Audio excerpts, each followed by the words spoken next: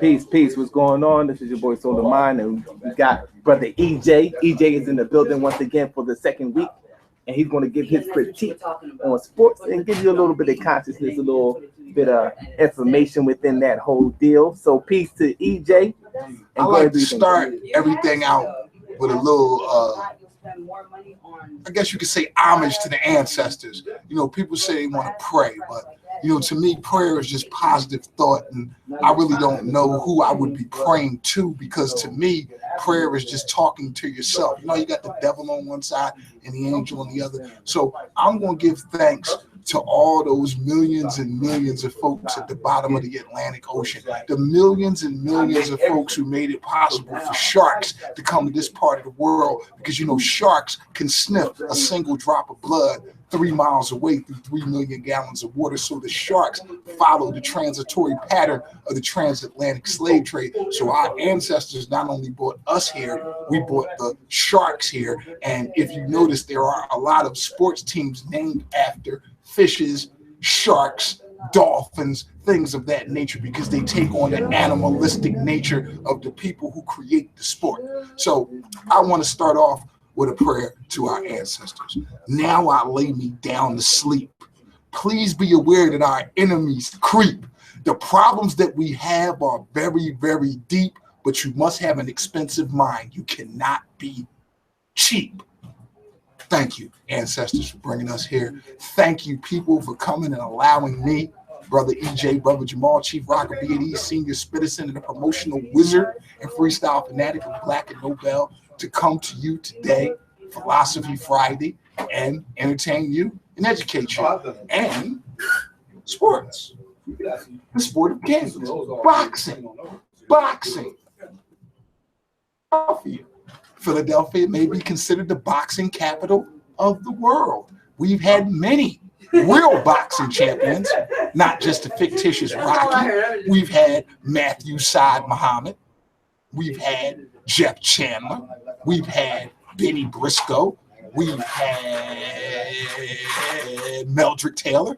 We've had One-Eye David Reed. We've had Terrell Biggs, and the list goes on and on and on. The reason I'm talking about boxing and boxing in Philadelphia, one of the big events in sports, happened last Saturday night. Many of my friends, many barbershops, many bars, especially in the Latin community in Philadelphia, was all ablaze in the Twitter as Canelo Alvarez fought Julio Cesar Chavez's son. Now, I don't really subscribe too much to boxing anymore, but I know enough about boxing to know that Julio Cesar Chavez is nowhere near as good as his son. Julio Cesar Chavez Jr., or the third, or whatever version of Cesar Chavez he is nowhere near as good as his father, and he's living off his father's reputation. So if I was a boxing man, I would have put everything I had on Canelo Alvarez. And lo and behold, what happened? Canelo Alvarez used Chavez's son as a pinata, as he smacked him about kapow, kapow, jab, hook, jab, hook, jab, hook. It was a glorified sparring session. And Canelo beat the brakes off of Chavez, and now he will go on to fight Triple G, I believe it is, in a knockdown drag out September the 16th, brawl for it all. It's going to be the next big gigantic fight and may actually be worth the money, unlike some of those fights by not Sugar Shane Mosley, Money Mayweather. Far be it from me to take shots at another African-American man. Far be it from me to use my position as a interesting intellectual entertainer of edutainment here on the radio airwaves, on the internet airwaves that the FCC allows us to populate to the people. Far be it from me to use this platform to take shots at another brother. But as a sports journalist, as a sports fan, as a sports researcher, and 100% person who tries his best every day to say what he really feels and feel what he really thinks, I cannot allow the egregiousness that Floyd Mayweather perpetrates on the American boxing public to go without challenge. Yes, he pimps himself. God bless you. Yes, he has taught these slave masters and devils a few business lessons about making money and promoting yourself. Yes, but at the end of the day, while boxing is a business, it is also a sport, and people love to be entertained. And there was nothing more thrilling than me than growing up on Saturday afternoon and watching CBS Sports Spectacular, watching ABC Wide World of Sports with This Is Howard Cosell live from Las Vegas, Nevada. Another 15-round fight between Larry Holmes and Kenny Norton. And those guys were just as skilled as Money Mayweather, but they also fought. They traded punches. And I understand it's the sweet science. I understand it's the art of being not hit and hitting somebody else. But you mean to tell me he was better than Sugar Ray Robinson? You mean to tell me he was better than Sugar Ray Leonard? You mean to tell me he was better than Sweet Pea Whitaker? Do you mean to tell me that? That's an opinion that we all have and we all share. But I'm giving you factual evidence of great boxers in the past who, while they were great scientific technicians, who, while they were great boxing strategists and generals, purveyors of the sweet science, they also mixed it up and gave you a fight or two and made entertaining fights that were worth $100 a pop. And you wasn't even paying $100 because a lot of them fights just came on regular old HBO cable. If you had enough money to pay for HBO every month, you had enough money to watch the fight. They didn't really start specifically charging multiple amounts of money for fights until Mike Tyson came out. Mike Tyson was pretty much the cash cow for the pay-per-view industry. I mean, they had pay-per-views, but like I said, you could see most of the great fights on HBO Boxing, on Showtime Boxing. It was once Mike Tyson came about and, you know, people realized, like Don King and the other dude who worked for Showtime, Bob Arum, they realized that people would pay $39, $49 a fight for 90 seconds and nothing. They decided to pick that game up. So, you know, the point I'm trying to make is Mayweather is not the only person who's a sweet scientist. Mayweather is not the only person in the history of boxing who was able to dodge punches. But what I will say is he is the best at promotion and self-marketing, and his time in wrestling has taught him that more people will pay to see you get punched in the mouth than to see you win the fight. Most people who pay to watch Floyd fight are paying to see him lose, subliminally knowing that the person that they're paying to see him fight has no effing chance of winning. But the manipulation of the money-making machine of Hollywood, the manipulation of the money-making machine of Madison Avenue is so powerful, so manipulative that it makes people spend $59, $69, $79, $89, $99 a pop to watch a fight in which they already know the man will not be throwing too many punches, in which they already know that this man will not take any punishment, and 9 times out of 10, the person that's coming up to fight him has no chance to win. But yet we blindly shell our money out for this horseshit.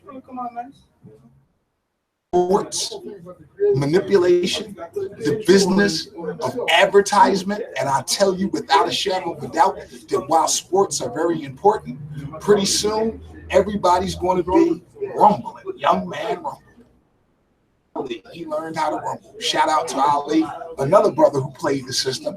Another brother, this is Philosophy Friday. My philosophy is this: I do not turn the other cheek, because if you turn the other cheek, they'll break that one in too.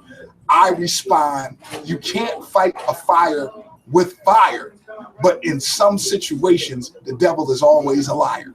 So what that means is, if you put mine in the hospital, I have to put yours in the morgue.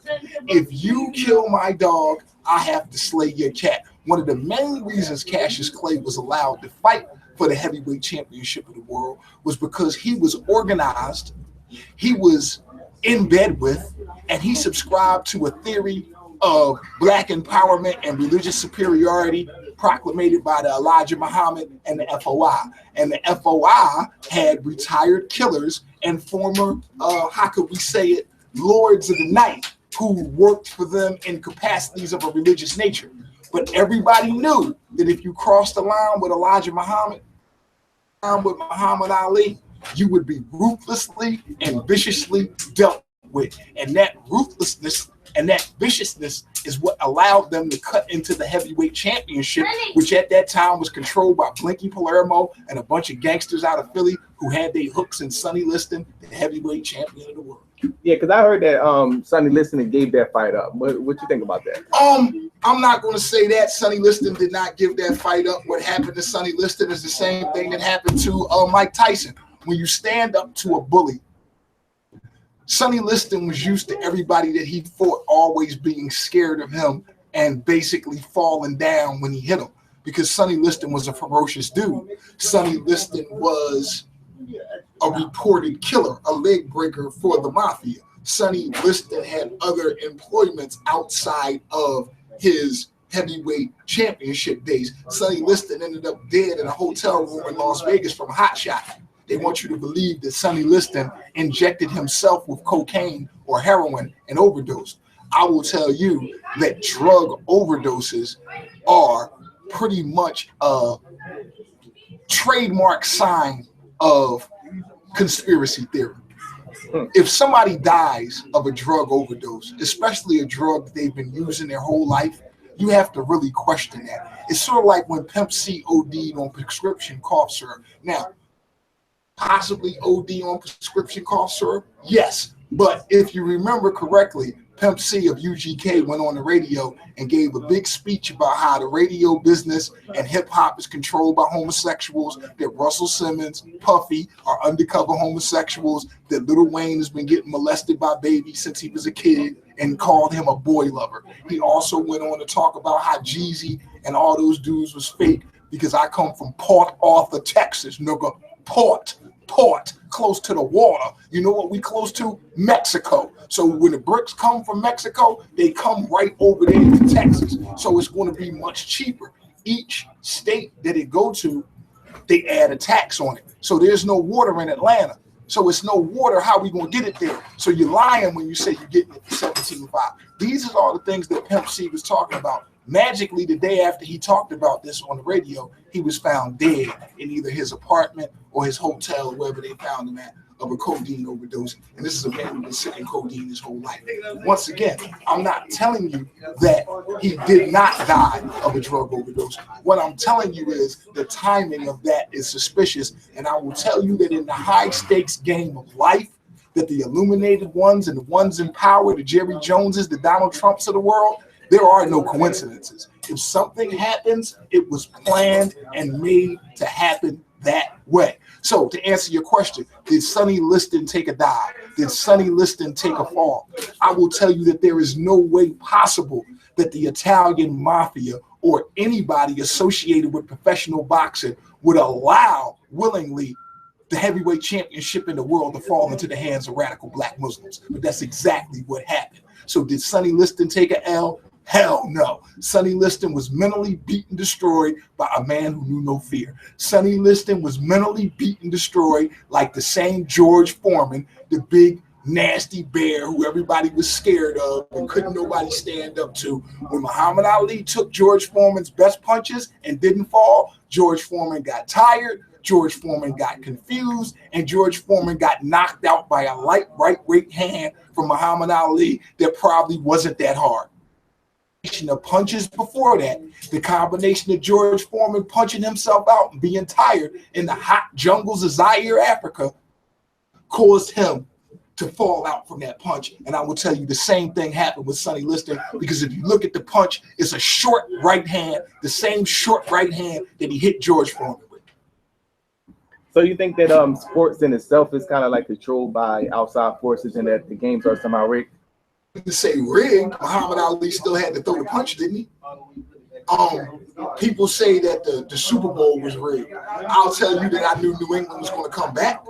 I knew that it was no way that it was going to be 28-3 for the rest of the game, because that would have meant that everybody that tuned into that game would have tuned out, and nobody would have saw them $2 million 30-second commercials, because they would have been partying and drinking because the game ain't shit. So you have to make the game interesting. I'm not saying sports is fixed, but I'm saying that magically, right after they went up 28-3, New England got 3 straight pass interference calls to get them right down the field to get them back in the game. You can call pass interference on any play in the NFL. Every play is pass interference. Every play is holding. If you really want to be technical, it's just like my job. If I really wanted to, I could have everybody on the street locked up. Because if we go 100% by the rules, no cuts, no absences, no lates, no violations, nobody is going to do that. Each one of them things would be a violation of your conditions. And if I so wanted, I could violate you and remand you back to the custody. You can't go 100% by the rules. You can't go 100% how it's written down. If you did, life would be no fun. They hold on every play, bro. A basketball player pushes off on every jump shot. Every time somebody shoots, technically they're fouled. It's whether or not the foul was egregious enough to cause him to miss the shot. You know? I mean, let's go back to Shaq. Every time Shaq got the ball, bro, he got fouled. Or he took his shoulder and elbowed somebody and pushed somebody in the chest on his way up for the layup. So either way, every time Shaq touched the ball, he either fouled somebody or got fouled. But if you called it every time, we couldn't have a game.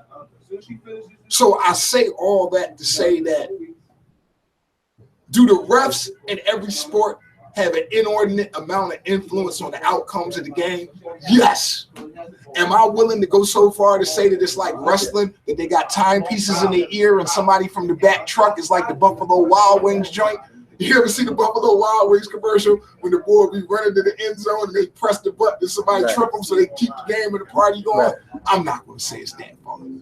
But I will say that some calls and some things that happen during the course of sporting events keep that myth alive.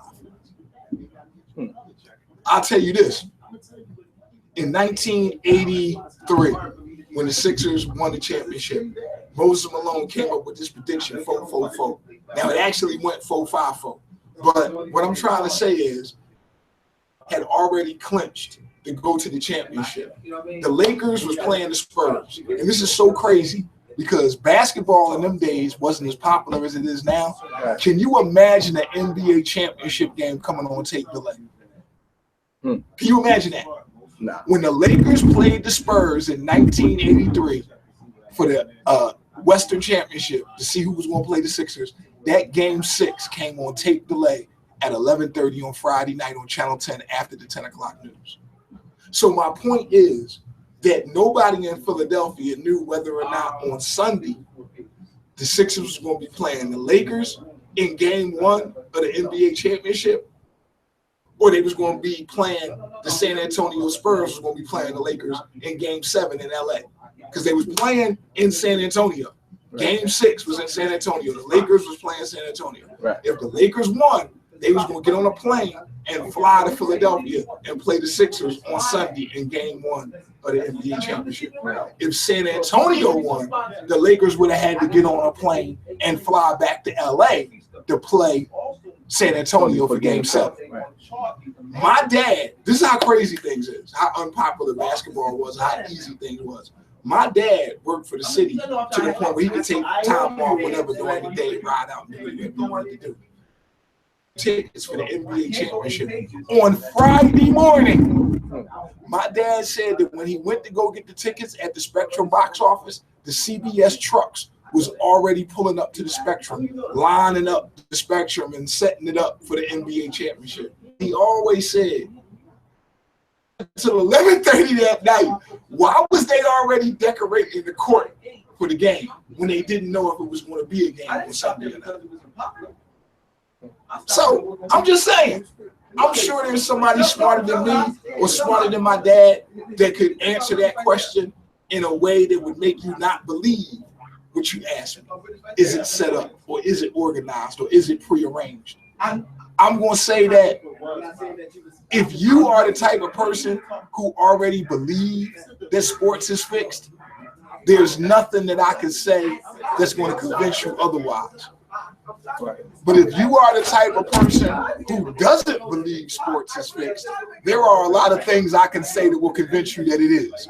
So I'm just going to leave it at that. Yeah, because did you know about the little scandal with the referees that happened some years back? Of course I knew about it. I saw it happen every day. I was a Sixers season ticket holder, and I used to watch how they used to abuse AI. As far as how you won't be the star of the team, and you driving to the hole, and you 6'1", 155 soaking wet, and the guy 7 foot tall, 250-pound elbows you in the chest and knocks you down, and the ref just looks at you and holds the whistle. So once again, I'm saying this to say that as an official, you don't have to do much to control the game. We're not talking about throwing the game. What we're talking about is altering the score. They're not saying that the 76ers are going to lose to the University of Camden. What they're saying is the University of Camden is not going to get beat by more than 50 points. That's what people bet on. They're not betting on who's winning the game. They betting on how much a team is going to win the game by.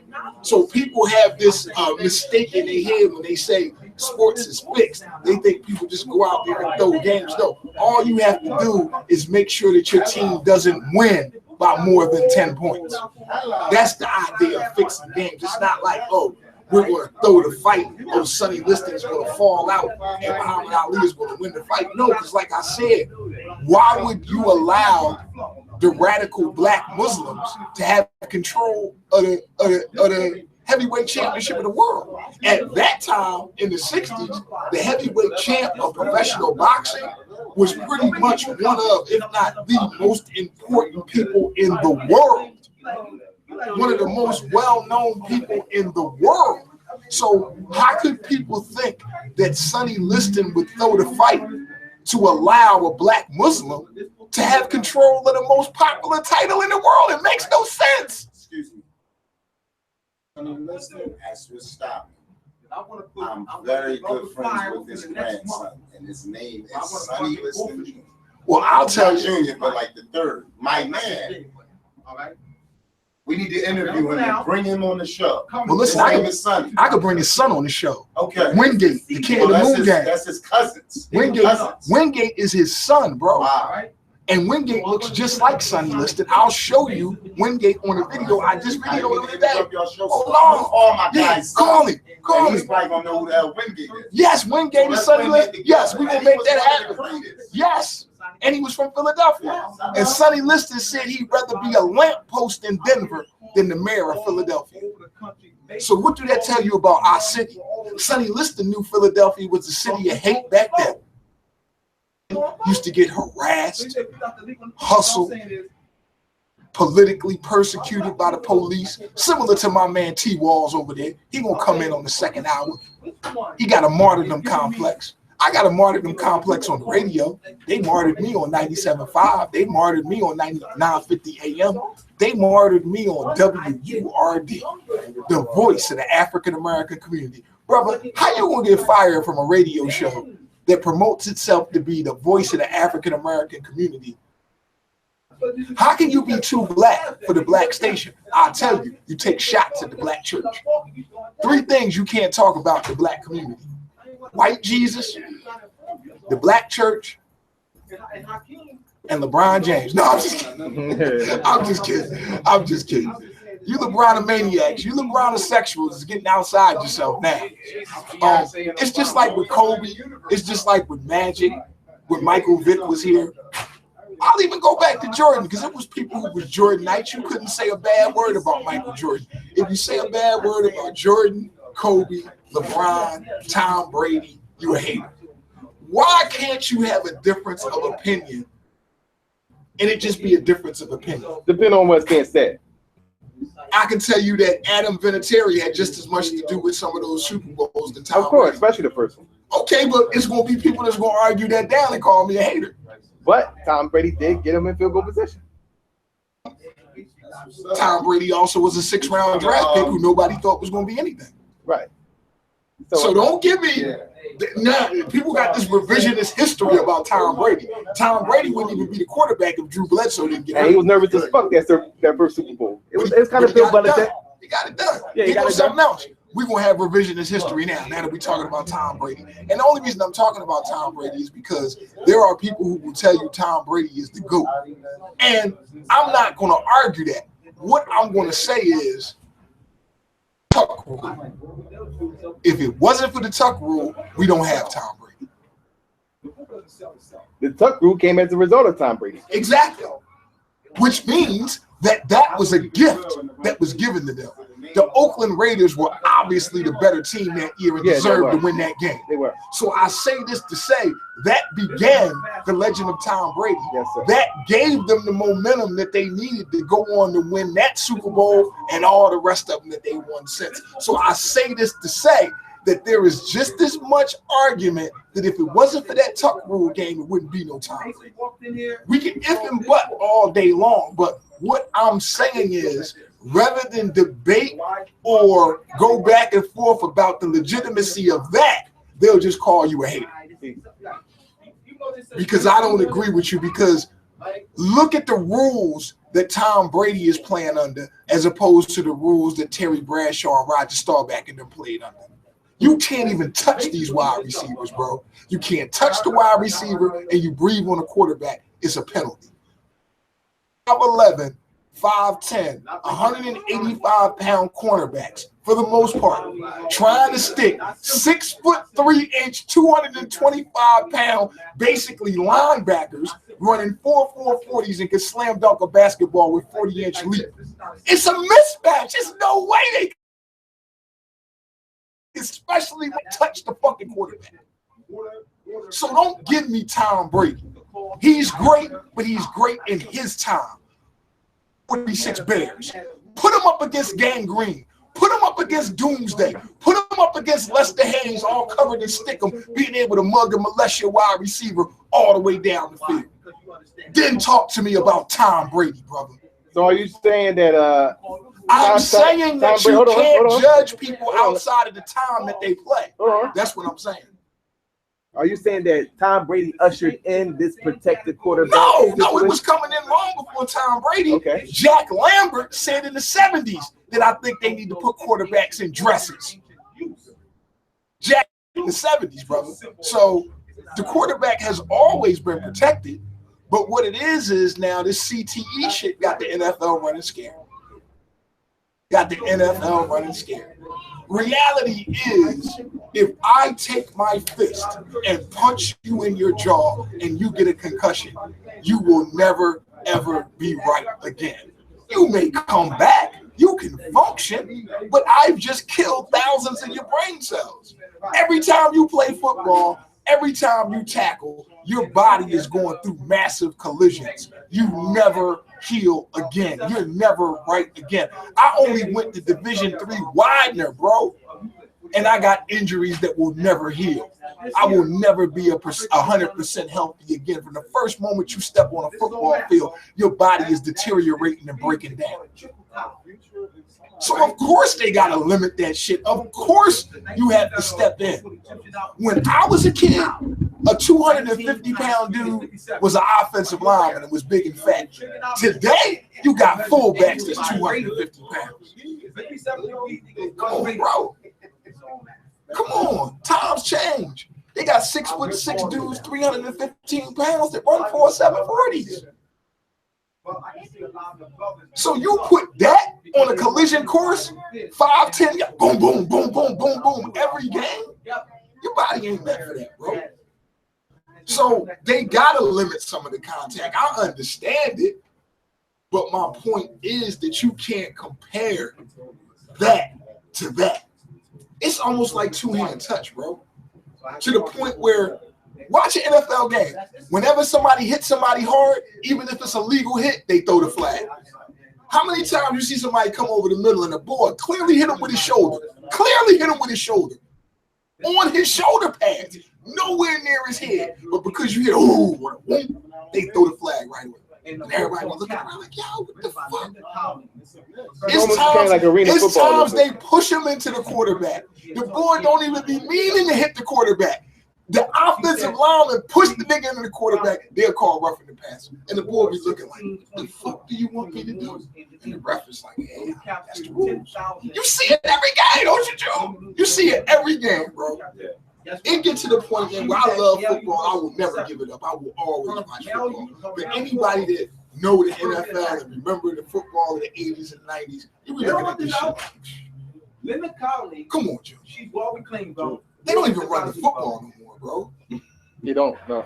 You don't even need running backs no more. They got people. It's so crazy. When we was growing up, he'll tell you, Tony Dorsett never left the field.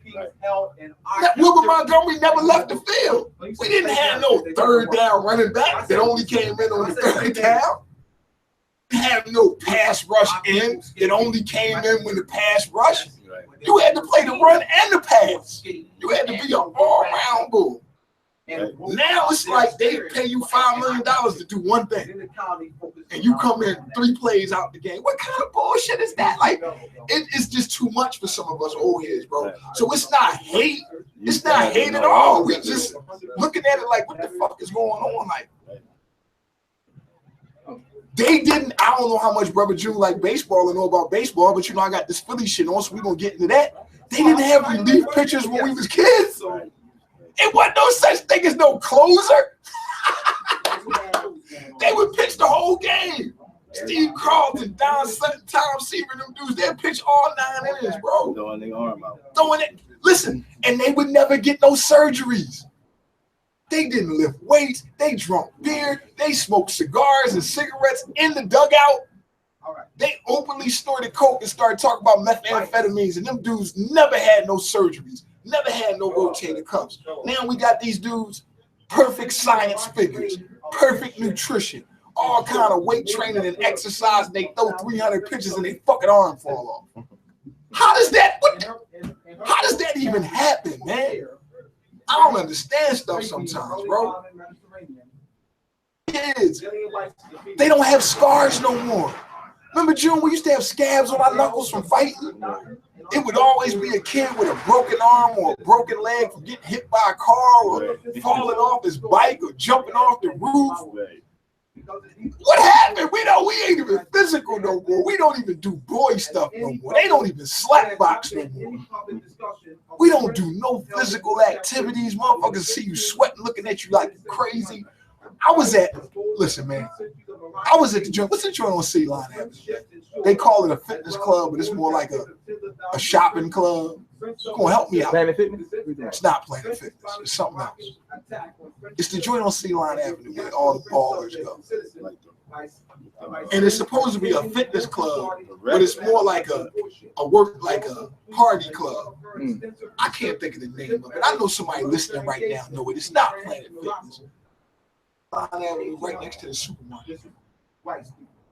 It's something that everybody know. I can't think of it. Somebody going But anyway, make a long story short, they look at you crazy for sweating out there. Like they be on the treadmill with the newspaper walking, reading the newspaper. They walking with their headphones on, watching a fucking video. Yo, we come here to work out. You're supposed to sweat. That's how you get rid of all the toxins and impurities in your body. If you don't sweat, if you don't urinate, if you don't defecate, you don't self-cleanse the poisons out of your body, you basically killing yourself. Oh my God, we're crazy, bro. And how does this relate to sports?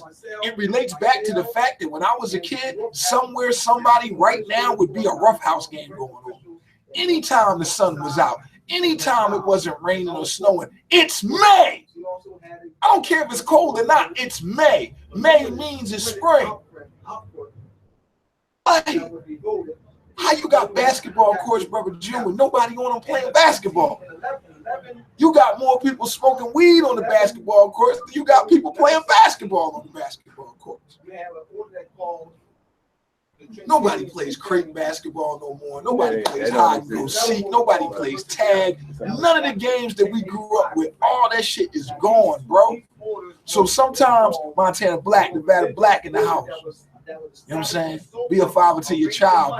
Be good at your craft. If your craft is sports, take sports serious, man. Don't just do it because you're trying to get your family out of the project. Do it because you love it. Because the love and the passion is what's going to shine through. That's what's going to make you stand out above your competition. Because don't get it twisted. Sports is a competition. You know what I'm saying? For every Michael Jordan, there's 1,000 Michael Masters. And you gonna ask me who the fuck is Michael Masters? That's the point. Everybody knows Michael Jordan. There's not too many Michael Jordans. Everybody can't be Michael Jordan. Everybody can't be Kobe Bryant. Everybody can't be Shaquille O'Neal. Everybody can't be Allen Iverson. Everybody can't be Floyd Mayweather. But what you can be is the best you can be. And sports should not necessarily be used as your ticket out the ghetto. Sports should be used as your ticket to a better you, a better life. The same way you learn how to work with your left fielder or your center fielder or your point guard or your center or your quarterback, who you may or may not like in real life, who you may or may not pray to the same God. He may be of a different diet, a different culture, a different background. But I know that if I don't to the quarterback and the quarterback don't get blocked from the tackle and the wide receiver don't catch the pass and the defensive end don't sack the other team's quarterback, then we all gonna lose the game. So we all gotta work with each other to accomplish a goal, and that's what sports taught me. How to work with people who I may have nothing in common with except the common goal. See, we get it twisted. We got everything in common with a person, but we can't work with them because we got too much ego and pride. If you put your ego and pride down, you can work with somebody that you don't like because they are good at what they do. And it ain't about what you like, it's about what you need and what you want. And if somebody you don't like can help you get something that you need, then you need to work with the person that you don't like. Because 9 times out of 10, the person that you do like ain't going to work at doing nothing but tearing you down. Because they take you for granted. One of the top 10 laws of the 48 laws of power is never put too much trust in your friends. Learn how to use your enemies because your enemies will work harder for you than your friends. For instance, if you don't believe me, remember Scarface. At the end or the middle of Scarface, when Scarface killed Frank and took his drone, Ernie was left. They had killed Frank and they had killed Mel, the cop, and they was getting ready to leave and they left Ernie standing there. And Scarface was walking out, the shirt little boy, Chi-Chi, get the layup. Chi-Chi was like, yo, what about Ernie? And Scarface turned around, they started playing that scary music. You want a job, Ernie? Sure, Tony. Thank you. You call me in the morning. Now, Ernie is going to work harder for Scarface than anybody else. Because just at that moment, Ernie realized how much he wanted to live. And Ernie looked down and seen Frank dead, seen Mel dead, and Tony didn't kill him. He let him live. His loyalty and his honor and his trust is going to be so strong that he's going to be Tony's most loyal soldier. Look at Manny. Manny was Tony's best friend. They grew up together. They loved each other. Manny fucked Tony at every turn. Manny didn't listen to nothing that Tony told him from the beginning when they was on that fucking bus, the Freedom Town. And he told him to say, sanitarium, I told you to tell you work in sanitation. Manny never listened to Scarface one time. He told him to stay away from his sister. He didn't do it. What about that saddle bomb? The money changer. That's the boy who got Tony locked up. Manny's boy. The boy that Manny put him on to. Saddle bomb. Remember when Tony got locked up? And then, because of that, he had to go to Miami to meet with Sosa. And then they got him to try to kill that journalist. And that's where the no woman and no kids come in. And that's how he ended up getting rocked. So at the end of the day, it all go back to Manny being disloyal and not listening to him. And I say all that to say, to bring me back to the original point, Tony's enemies was better to him than his friends. His enemies worked harder for him and did better work for him than the friends that he brought up from the bottom of Cuba. And I'll tell you that to say the 48 laws of power again. Let your enemies work for you more than your friends. Let your haters be your motivators, because the people who hate you work a lot harder than the people who like you. Trust me, they do, bro. Trust me. Anger is stronger than pride. The love is fake. but the hate is Also real. because of European social The engineering. hate is real, bro. All right. The hate is much more realer than the love. So The when they European- call Philly the city of brotherly love, I'm Philly from head to toe, Mitchell, and that's always Philly. Refer to That's this what I as do. the American flag. I would say to you more that this is It's not the city of American flag. brotherly That's hate. because one is not a flag. And I learned that from some of my Caucasian friends, And it's because called when the I was a Salt kid, Banner. we had the only Right? CYO That is the football team in banner the of city. anarchy. So we would play certain schools. We would play St. Callistus, St. Donatos, and I would be friendly with some of the guys because even back then, sports was used as a tool, not only for life, but to bring people together. Whereas, okay, our peoples might be on this racist, exclusionary, FU stuff, but we just here playing sports. We here playing football. It's cool. I'm going to sack you. You're going to sack me. I'm going to smack the ball. You're going to try to stop it. We're going to keep it moving. But the point I'm trying to make is that from talking to these guys, I come to realize that St. Callistus was an all-Irish parish and St. Donatos was an all-Italian parish. But they was only like 2 blocks away. So what I realized was all throughout the city of Philadelphia, and I'm assuming that this pattern probably exists all throughout the country, with each group of European immigrants who would come over here, the group that was here before them were persecuted. So when the Irish got here, if you saw gangs in New York, you saw how the Englishmen, who called themselves the natives, all came at the Irish. When the Italians came over here, all the Irish hated the Italians. When the Germans came, all the Italians hated the Germans. When the Polish came, all the Germans hated the Polish. When the Greeks came, all the Polish hated the Greeks. And we, who was here the whole time before all of them, was constantly getting hated on because they taught them to hate us, because they taught them that we weren't human.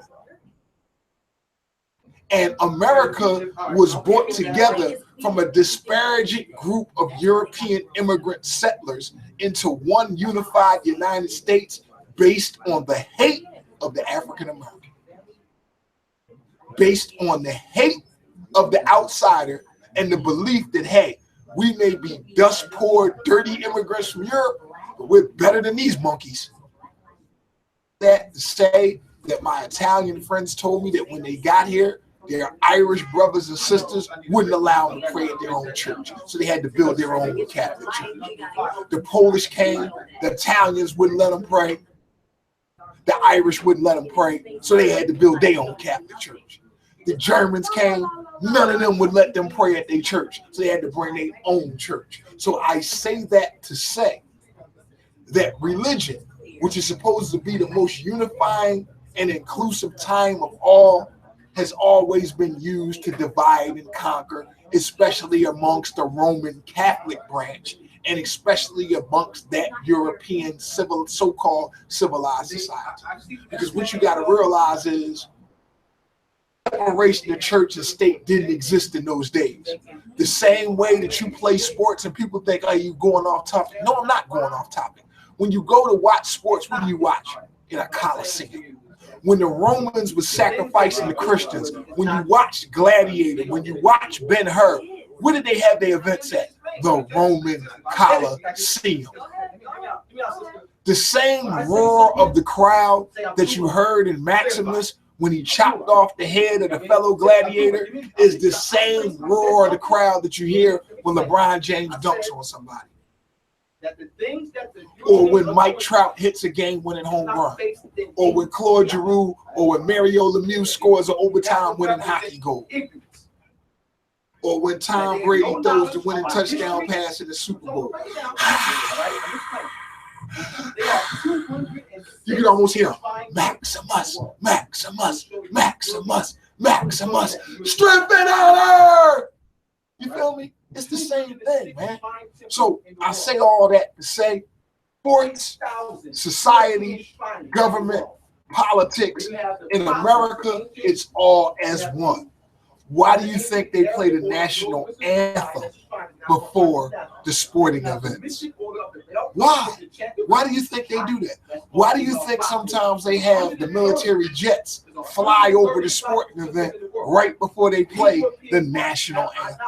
because all these things are connected. I mean, my God, our whole national anthem is talking about a war, and we don't even know it. Yeah, that is true. And the rockets red glare, the bombs bursting in air, gave through the night, but our flag was still there. All right. They just said the rockets red glare. What you think they talking about? They talking about the rockets and the bombs flying off the ship. That was the Battle of Baltimore Harbor, the War of 1812, the second war for independence, when the British tried to reclaim what they say we took. And let me tell you something else, brothers and sisters, and we're going to bring it full circle again. Colin Kaepernick, and why Colin Kaepernick doesn't have a job in this man's NFL. Colin Kaepernick decided not to take a stand for that same national anthem I'm talking about. And I'm going to get a little bit more deep on you. Anybody who's doing this, anybody who's researching this, black, white, Hispanic, Arab, or whatever, Google it, check it out. There is a third verse, a hidden verse of the national anthem that they don't sing. And in this verse, Francis Scott Key talks about hunting down escaped slaves. And they can never hide from the righteous retribution of the white man, even in the grave. Now, I'm paraphrasing there. That's not actually what he said. But the verse basically was talking about how the British had said that any black man who wants to take up arms against the United States, because you know, once again, that had something to do with why they was fighting. All the people from the South, and Baltimore at that time was a slave in a slave state. Maryland was below the Mason-Dixon line. If you lived in Maryland during the 1800s, you was a slave. So Baltimore, slave. Ray Lewis, slave. You know what I'm saying? Slave. Baltimore, The Wire, Cherry Hill, Omar, all that, slave. So what I'm saying is Francis Scott Key wrote that song because he was a wealthy Baltimore slave owner, and he felt some kind of way that former slaves was picking up arms and joining the British Army and tearing fire to the United States ass. This is truth. This is fact. They don't teach you this in history class, because why would he tell you anything about his story that's not going to make him look like a star? Until the lion starts to write his own story, it will always glorify the hunter. And we're going to get back to sports again. This is why Terrell Owens isn't in the Hall of Fame. How could somebody that's 6th all-time in yardage, 3rd all-time in receptions, and in the top 10 in touchdowns and receptions not be in the Hall of Fame? Why? There's no drug issues. He never beat his wife. You never heard nothing about him not taking care of his kids. He never made a rap song. He don't got a posse. He never made no controversial political statements. He never took a controversial stand against the United States government. He never called nobody a coon. He never called nobody a sellout. He stood up to Donovan McNabb, and I think he was right in that situation. He called out Jeff Garcia. I think he was right in that situation. And let's be honest, the Eagles ain't been shit, especially at the wide receiver position, since T.O. left. Have we been to a Super Bowl since T.O. left? Hell no. And if Donovan McNabb and Andy Reid had played as well, and Andy Reid had coached as well as T.O. did that day, we would have a Super Bowl win. T.O. caught the ball 8 or 9 times for 140-some yards on a broken leg. So, yeah, they should have paid that man. But I say all that to say, why is that man not in the Hall of Fame? Strictly because people don't like his personality. But what has he ever done wrong? Once again, Ray Lewis is in the Hall of Fame. Ray Lewis got caught up in a double homicide. Brett Favre is in the Hall of Fame. Brett Favre was sending pictures of his penis on the phone to broads. We've probably all done that. But we ain't NFL Hall of Famers. Brett Favre was addicted the Percocets or some sort of yeah. prescription painkiller. I remember that. So I'm just saying, I could keep going on and on with people who have quote unquote less than 100% character marks on their personality and their record who are in the Hall of Fame. But T.O. ain't in the Hall of Fame. The man ain't never even got arrested. They never even caught him with steroids, bro. Think about that. Yeah, I never really thought about it from that, aspect. I kind of seen him as like kind of an asshole. But what do that got to do with not being in the Hall of Fame? Yeah, I agree with that. So we gonna say now that the Hall of Fame is a personality contest and it don't have anything to do with stats? Because if a man is in the top 10 in every stat that matters as a wide receiver, how is he not in the Hall of Fame? You think Donovan should be in the Hall of Fame? Donald Trump, Nope. who have power. I think Donovan McNabb's stats should be 100 times better than what they are, considering that he was on the best team in the weakest conference for damn near a decade. The Eagles were by far the best team in the NFC from probably 2001 all the way up to 2006. And they don't have shit to show for it. They was consistent Super Bowl contenders from 1999 to the day Donovan McNabb left. And they don't have shit to show for it. So I blame some of that on McNabb. So, and no, you can't be a Hall of Famer when you have borderline numbers, you have no Super Bowl ring, and you pick some of the biggest games in your career to have your worst moment. well, you can say, well, Jim Kelly ain't going by that, format. Jim Kelly not supposed to be in the Hall of Fame. But he is, though. Yeah, that's what I'm saying. Jim Kelly went to more Super Bowls. Right. Jim But, Kelly's numbers are 30,000 times better than Donovan McNabb. I wouldn't say that, though. I wouldn't say that. I saw You Jim had to Kelly look play. at it. Look it up. I bet you any amount of money without even Googling it. Jim Kelly has more TDs, Jim Kelly has more yards, and Jim Kelly has a better percentage. Google it right now. I guarantee you. I will bet my next paycheck that Jim Kelly's numbers are better than McNabb. I watch Jim Kelly play. I watch McNabb play. There is no way on God's green earth that Jim Kelly has a worse throwing percentage than McNabb. Jim Kelly played with way better players than Donovan McNabb. Donovan McNabb had a dominant wide receiver for 1 year. Jim Kelly had the best running back in the league for at least 5 years. Thurman Thomas was the best combination running back at that time. He was the best runner. He was the best passer. He had Andre Reed, who was a monster. He had Don Beebe, who was Cole Beasley before Cole Beasley. And he had a great defense. Way better than the defense that Jim Johnson had with the Eagles. Plus, they had to run and shoot offense that was way ahead of its time. So, no, bro. Jim Kelly was way better than McNabb. Way better. And I mean, I understand, certain people got a problem. And I'm not saying you're one of them people. But certain people got a problem when you come at a so-called hero. But I see it for what it is, man. I know McNabb personal, so I don't have no hero worship. I look at it statistically. I was at the Tampa Bay game, bro. Super Bowl, bro. I know people who mortgaged their house, who ended up losing their house, taking a second mortgage just to get down the Super Bowl. And okay, that might have been stupid. That might have been dumb. But that's how passionate Eagles fans are. Okay. I don't sense that same passion from our quarterback, bro. Okay, and I Jim never Kelly. did. Jim Kelly has 50% pass completion. He had 35,467 yards and 237 touchdowns. I'm about to look it up right now. And his interceptions, he had 175 interceptions. So we're gonna say he had a 60%. He threw for 235. So 35,000 yards. 30. All right, hold up. Write this down. We got 35,000 yards. Mm-hmm. I remember 35,000 yards, 237 touchdowns. 237 touchdowns. With a pass completion percentage of 60%. That's all we need is them three. 60%, 37,000 yards, 35,000 yards, 237 touchdowns. All right.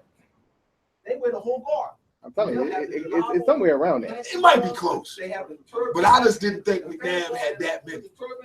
Right? This is very interesting. because off the top of my head, I couldn't even put Donovan McNabb in the same class as Jim Kelly. Is that the podium? Yeah, But numbers may support your argument. Let's see. Right? Keep going like this. I'm willing to admit I'm wrong if the numbers prove me to be wrong, but I just can't see it. Like, because Jim Kelly had way better weapons than me. I'll say assalamu alaikum to you. Better not diss me either. Because their official greeting is I really would like to know. But you know, a lot of people's problem with McNabb is personal, and it's all based in the perception.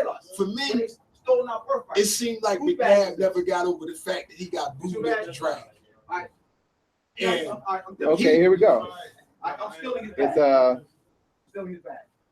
Donovan McNabb is 59% pass completion. that was close. He has a total of 37,257 yards, And what's the touchdown? and he has 234 touchdowns. That's just identical. So if he gets caught with that, I think he has more yards than Jim Kelly, and I think that no, Jim Kelly has more yards than him. So About Jim two more Kelly touchdowns. is in the Hall of Fame. they focus on McNabb. that. Yes. What I'm saying is I'm gonna say probably it's gonna be the fact that all the Super Bowls he went to. I don't know. I mean, for me, I don't think McNabb is Hall of Fame.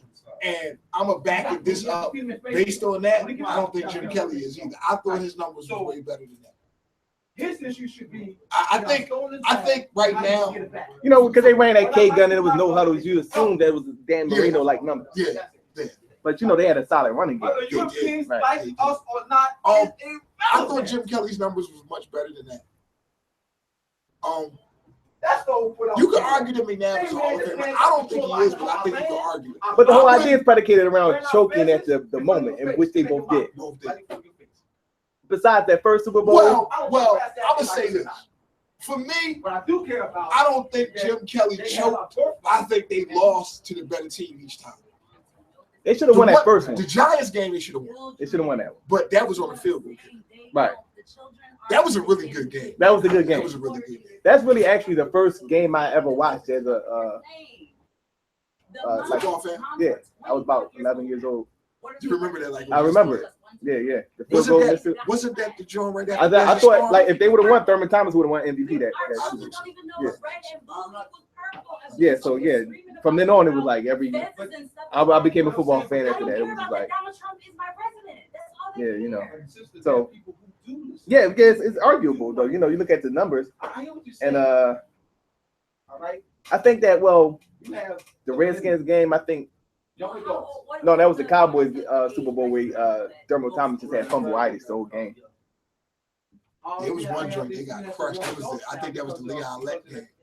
When Leon Lett was running the fumble back and he stuck the joint out, the boy hit it from behind, the ball went out the end zone.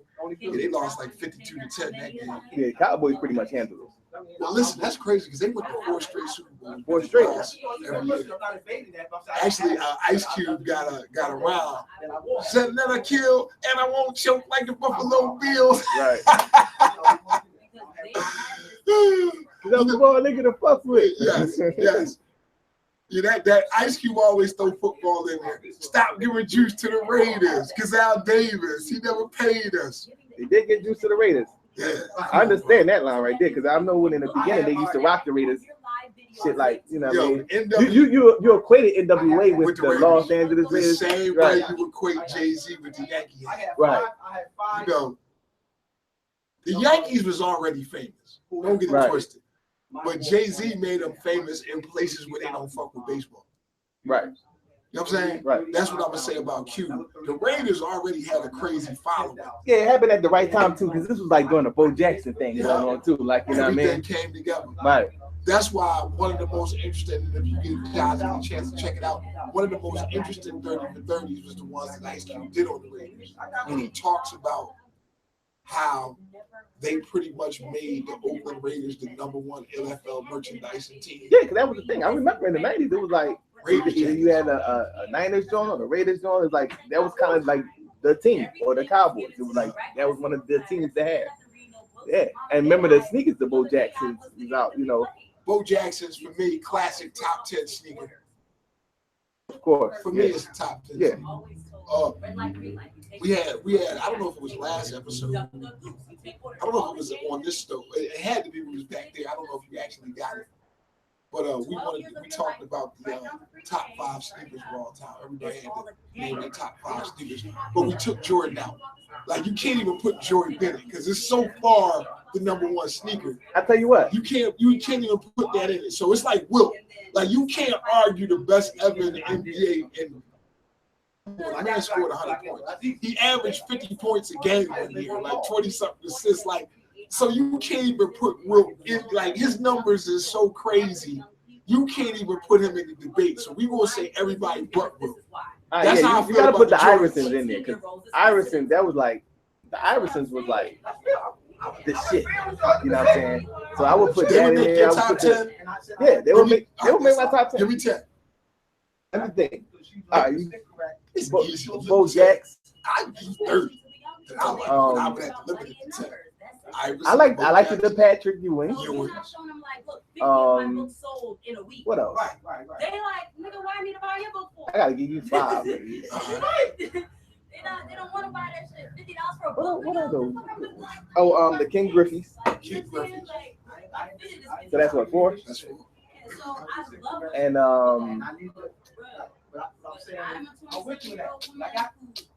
I got people I'm trying to think. 27 Who had somebody, 25 and 35 who offer I go with- service to you. I like the LeBrons. I can't think of another one though, because I go with LeBron. They want all people to know. And they got Barkley's. I forgot about the Barkley, but I ain't really like them though. Pennies. Oh yeah, that was a good one. I have the number. Harachis. So I Who were the Rochers? The Fab 5 one. But the track joint, I got a black pair right now, shitting on everything. The all black Harachis. That's 3. Felines. When David Stan Bannon was here, Smiths. I took a picture. The regular of David Nike Bannon Airs. with my book. New Balance. He weighed that up, man, because of David Bannon. Which ones? The regular track New Balance. But I thought you were saying like sneakers that was No, just sneakers. every in general. time. Oh, you said sneakers in general. My top 10 sneakers. Oh, all right. I thought you were talking about I didn't sneakers have- that was I didn't have sports a players. particular. Oh yeah, okay. I can name 10 of those. Yeah, 10 sneakers. I thought you were talking about. No, All just 10 sneakers. I mean, You like feline. You talk All right, yo, about top 10 sneakers By like sports on players. endorsements or something. Right, exactly. Sports players. Okay, I was just going top 10 sneakers in general. Oh yeah, well Yeah, I can. Well, if we gonna go sports player, then Bose, Pennies, Barkley's. Do we have to be basketball? No, that's why I say King Griffey. I'm going Stan Smith. The Adidas, the Stan Smith Adidas. Mm-hmm. Nice joints out for a minute. You know what I'm saying? Kareem has some nice joints. Kareem has some nice joints, bro. Yeah. And what's the basketball player that was in he played with New York? Which one? This is before. Damn, what's his name? Before the Jordan era a little bit. He was in the 80s. Bernard King. You ever seen it? And no sneakers? Right, so that came from them. What about Doc? Patrick Ewing was the first Doc had Converse. Okay. Doc had his own sneakers, the Docs. Yeah. They was called Doc. But then Bird and Magic. They was called something, but we called them the Birds and the Magics. They had their own Converses too. I don't know if they was called the Legends or the Attacks, but they had their own Converses. They used 4 concepts. George Gervin, Moses Malone, and Charles Barkley. They was the first ones to wear Nike Airs with the strap. Right. The high top Nikes with the strap. Mhm. Like we call them the ones now. Right. The ones. Who else had a sneaker deal in them days? They said that was the most Clyde controversial. Frazier had Pumas. Yeah. Oh yeah. The suede Pumas. Yeah. Clyde Frazier used to wear them playing basketball. 1,000 years ago, 1,000 years He had ago, to deal we with wasn't doing all that. He wore I think- suede Johns in the game. I think And you Walt so Frazier. here and defend it to us. the Walt Frazier had Pumas. Earl Monroe might have had ponies. People are identified by nationality. Yeah, Pumas. He might have had ponies. Oh, pony. I'm not sure. Pony was a a nice brand in our day too. Mexican. Ponies, Pumas, Right. Pro-Keds, and Converse, Wait, he's black? and Shells. He ain't black. That was pretty much it. Nike He came ain't in black. He's Nigerian. at the end of the 70s, beginning of the 80s. They don't even take like that. Nobody really started But wearing they're not Nikes gonna to the correct track Nikes. If you had Cortez. Nigerian walking in right They was now, the first Nikes people started wearing. acting The like- blue, white Hey, how Nike you doing, strap, black man? and the black Now, Cortez now, with the Nigeria's white not gonna Nike strap. correct. And then they had the all white No, leather because he joints doesn't with want the to. blue strap, I the blue understand. Nike, I understand and the why. all Because then if you say white joints with the if the black. Nigerian says, well, But the I'm first not Nikes was black, I'm Nigerian, canvas. then our people be Canvas ignorant. track sneakers called What do you mean? Cortezes. You're not nice. Break Not, dancers you was the ain't first black. ones to wear. They took the game over for a minute. Yeah, well, They just wanna come to the store and they- shop. They was So they're that not- last in line, No, bro. they're not going to do all that. You I'm know, gonna it was do it, 'cause it was I Adidas trust world when I it, came stop up. people off. Adidas and Puma, followed by Those Converse. reporters, they do that. If they Muscle. Lenny Moore said, "Give me an update on NBA playoffs and prediction. Keys to the Oh, game. man. Would like to hear your opinion." To me, that's what they're about. and I know this is gonna sound crazy, basketball has If they been do what I pointless did, I just get our since people. Kevin Durant signed with Golden State. I mean, it was a foregone conclusion that it's going to be Golden State and Cleveland. Neither one has even lost a game yet in the playoffs. So the inevitability of Golden State versus Cleveland has made it a very boring season for me. Yeah, LeBron hasn't even been that's what playing. Charles Barkley said. I mean, it's been Charles Barkley said that. I He mean, said it was a boring season. outside of the first game between Cleveland and Indiana, it hasn't been one close game the whole playoffs. I mean, it's been a joke.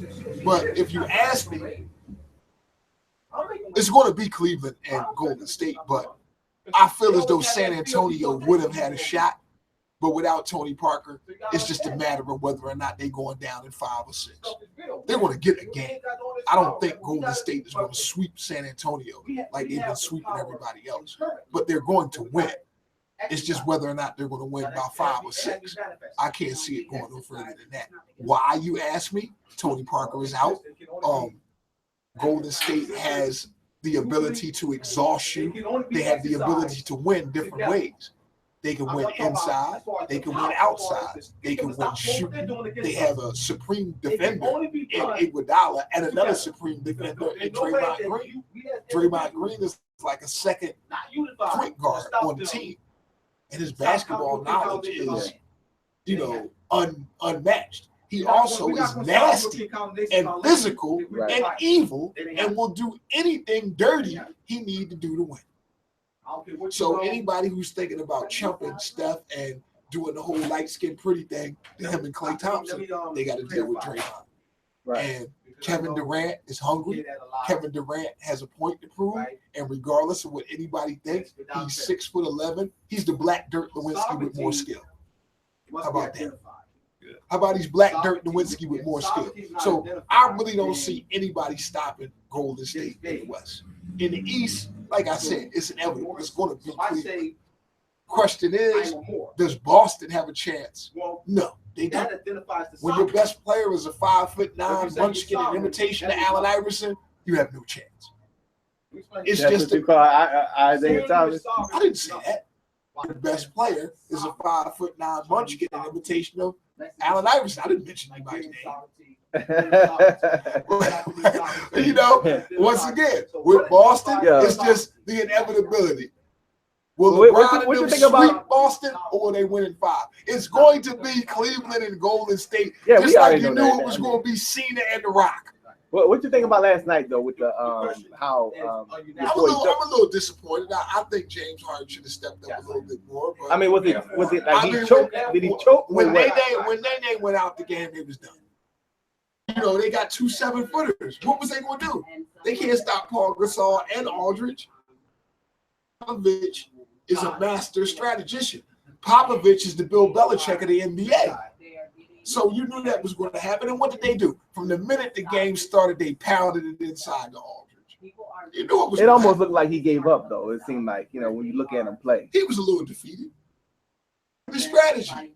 They know that Harden gets the majority of his points after contact and one and from the foul line. So what they did was they did the Trayvon Martin. They did the hands up joint.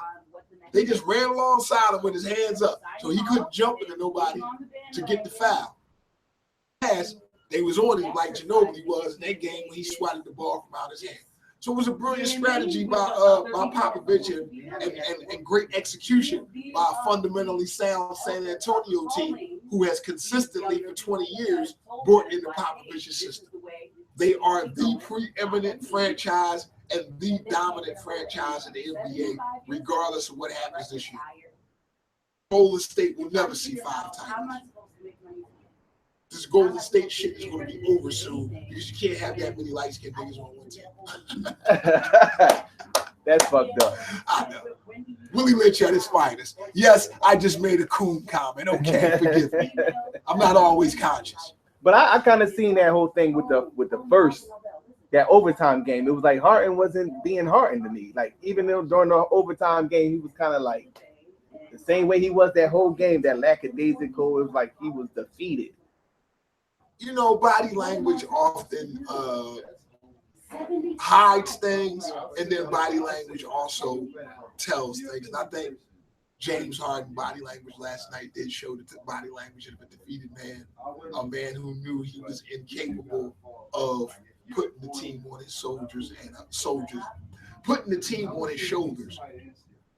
I actually was getting the word shoulders and soldiers confused because I look at sports the same way I look at warfare, and the best player is similar to the general or the captain in the army. They got to sometimes put his and that's exactly what you had. They had a ripple effect happening to the whole team as a result. And what crossed my mind when I'm looking at this dude, like, what would Jordan have done? Like it was like there's like no excuses. Where it's crazy how you know everybody looks at Jordan as the bellwether and the bell cap. It's got to be the standard. It's almost like you guys walk around like the Christians with the W. What would Jesus do? Exactly. I mean, what would Jordan do? Exactly. What would Jordan do? Yes. He earned it. And the funny thing about that is the next generation under y'all, they separated. See, you quick, bro. You quick. See, that's why you bang with OG. You knew where I was going. And the next generation of that, what would LeBron do? I was arguing with my nephew, who's better, Kobe or Jordan. Every generation got their hero, They got bro. their hero, yeah. You know, you'll never get me to trade on Dr. J. I will never tell you that Michael Jordan is better than Dr. J. I know he is. I know beyond a shadow of a doubt, Michael Jordan's skill set is far superior than that of Dr. J. But I'm saying that as a brother EJ, the analyst. I'm not saying that as Eric Banks, the boy who watched Dr. J help us win a championship. You will never get that image out of my mind. So, you know, when people, like I said, when people debate or argue, realize that very few people can separate their boyhood idols from scientific sports fact and reality. See, I'm able to do that. Like, I am an Eagle fanatic, bro. I am one of them dudes who travel to different cities with Eagle fans and paint my face green and run down on your city wrapped up in all kind of Eagle gear and high hood, and tear up the hotel room and come to your parking lot and yell and scream and holler, EAGLES, all that. And then I go back to my regular city and act like a professional. You know, I'm one of them fools. But I will tell you when the Eagles suck, I will tell you that there is no God-given reason for the Philadelphia Eagles not to have a Super Bowl ring. The 2 times that they went to the Super Bowl, they were obviously the better team. The 3 or 4 times they lost the NFC Championship at home, they were obviously the better team and had beat that particular team during the regular season. That Tampa Bay joint was it for me. I was done after that one. That killed a lot of people. Was that Joe Jurevicius? What's that mother? He's still running. He's still running. As a Philadelphia fan, man, I got some horrible names. Joe Jurevicius. I got another one for you, maybe before your time. Joe Carter. When was you born? 80. 80. You might remember Joe Carter, 1993 World Series, Game 6. Mitch Williams. Mitch Williams. That's what I was about to say. Mitch Williams. That's what I was about to say. I was about to say Mitch Williams. That's what I was about to say. They intertwined. Mitch Williams and Joe Carter. And it was funny, right? Before they won the championship that year, what was that? 2007, 2008. I mean, 2008 was the year they won. Yeah. They was always being compared to that 93 Phillies. I think 93, right? Yeah. He kept on saying it, like, you know, yeah, they keep on comparing us to this 93 Phillies, and now, like, since they won it, He knocked that monkey off their shoulder. It was a great time, man. Oh man, 2008 was a great time for me. And I think it was the big. It was. Which one was bigger though? When the Sixers went to the championship that year, 2001. There was that 2000. well, I'm gonna say this. Let me say this. And again, forgive me for the butthurt and easily offended folks who will find some way to take offense at what I'm saying. Baseball, I don't want to say it's a white man's sport, but you only got 6% African American participation today in baseball. Right. It was more baseball players of African American descent in the 70s than it is now. There's only 64 black dudes in Major League Baseball. So I'm not saying that there aren't people in our community who like baseball. There are. But when you ask me what was bigger, I'm going to say the Sixers was bigger because it brought more people together. Yeah, we was. I remember that. It brought more people together. When The they Phillies won, was more like everybody don't fuck with baseball. They just did it because it was the city. Because it was We the won city and we having a Right, good right, time. right. But they couldn't tell you one Philly. Right. They probably couldn't tell you shit about baseball. Yeah, But because the dialogue was Sixers crazy. It was everything, especially after that game one. It was people They naked in went the the fuck street. off. Yeah, it People was a fucking streaking on Broad yeah. Street, bro. Yeah, I remember that shit. After that game one, The Phillies joint didn't get crazy till they actually won. Right, The Sixers joint was crazy the whole playoffs. right. Each playoff series, it got crazier Especially and the crazier. Toronto draw, and then after they beat what was it? Milwaukee. Listen, bro, I'm gonna tell you the crazy part about that was this I ever heard respected that ever been was Game 5 when they played Milwaukee. They had a chance to win the game on the last second shot, and they got him one-on-one against Eric Snow. You know, Brett Robinson like 6'9", Eric Snow like 6'2". He made good D though. He missed the shot. The fucking place went crazy, bro. You know the real crazy part about it is that was me and my brother. That was our first year of Sixer full season tickets. The first 2 years, 90, 99, we had partial. 2000, we had partial. 2001, the bag came. We was at every single home game the year the Sixers went to the championship. Every fucking regular season game, every playoff game, every game of the championship, bro. That was the best fucking time. So how that work? Like if you get season tickets, you get the playoffs too, or you got to pay for the You playoffs? gotta pay for them, but you get the opportunity to buy them. Yeah. Well, actually, you gotta pay for the playoff tickets before they even make the playoffs. Because Really? if not, they'll sell them to somebody else. Uh. I mean, if they don't make it, you get your money back. Oh, okay. Yeah. Print all that shit up. If they can't wait till the last second to see if they're gonna make the playoffs. Well, I mean, I guess when you're the playoff hunt, I guess that's when it's just. Like, That's what I assume. Like, okay, here you go.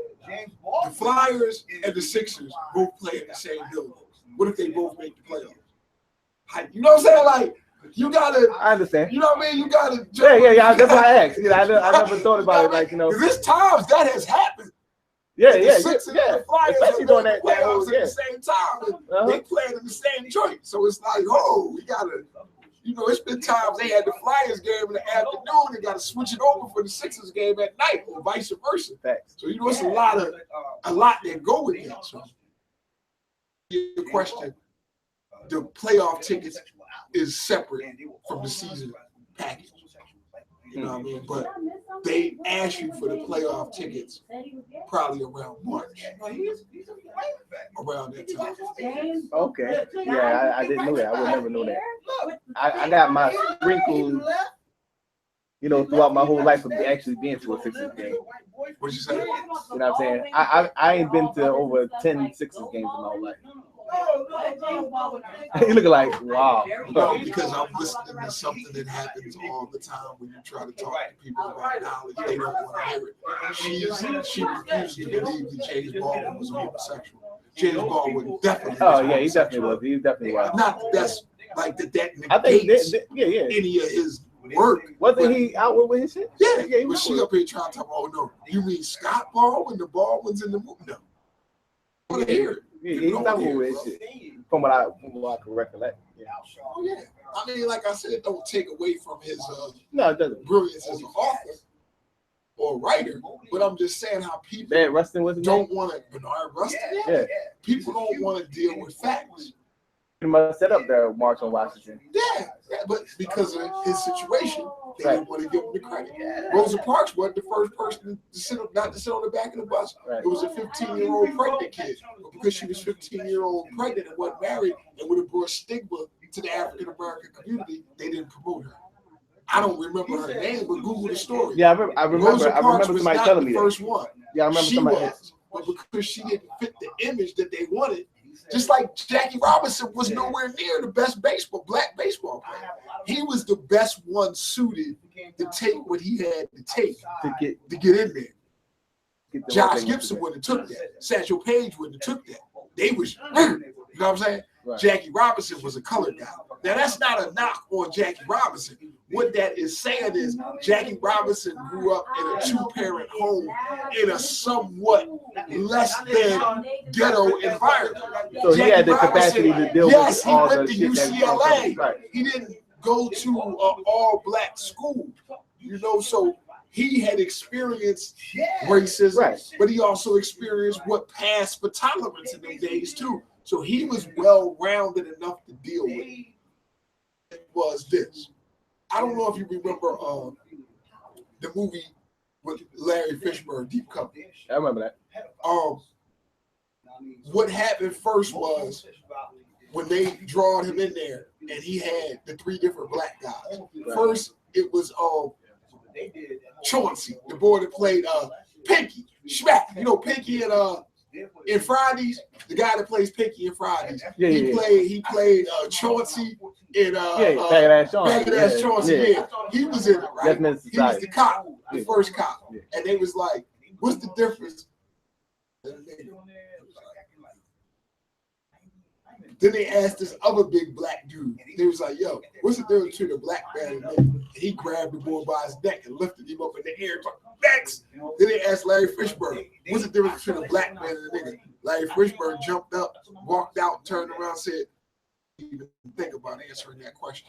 And then the guy was like, that's what I'm trying to say about life in general, and also about sports, about entertainment, about everything. They want you to be a but they really don't want you to be a They want you to be able to use that on command, to be like a character, an entertainer, a one-dimensional character. But when you step outside the one-dimensional box that they have labeled for the athlete, the rapper, the conscious dude. For instance, I'm more conscious than 1,000 dashiki incense burning, tea sipping motherfuckers. You know what I'm saying? But you'll never see me in a dashiki. You'll see me in Mitchell and Ness hoodies. You'll see me in polo. And I don't care if Ralph Lauren said he don't want black people wearing his clothes. I'm sure Pablo Escobar didn't particularly care for black people snorting his cocaine, but that ain't stopped y'all niggas from doing that, did it? Yeah. You do what you want to do, and the things that you don't want to do, you use your position to justify why you don't do it. For years, I eschewed the modern fashion. Why the fit? Now that I'm slim and lost a lot of weight, I wear the V-neck t-shirts. I wear the fitted jeans because I look good in them. When I was big and fat and had the big belly and couldn't move around, I couldn't wear them clothes, so I talked trash about it. The same way you LeBron haters, if LeBron was on your team, you love him. You talk trash about Steph Curry, if Steph Curry was on your team, you'd love him. You understand me, bro? It's the fox and the grapes. People talk about what they can't have. You can't get it, so you don't like it. But that player that you can't get, that pussy that you can't get, if you can get it, all of a sudden, she would be a better stock. She'd be the baby mama in your queen. You feel me? It's the fox and the grapes, man. Hate what you can't have, bro. Yeah, Hate so what you can't have.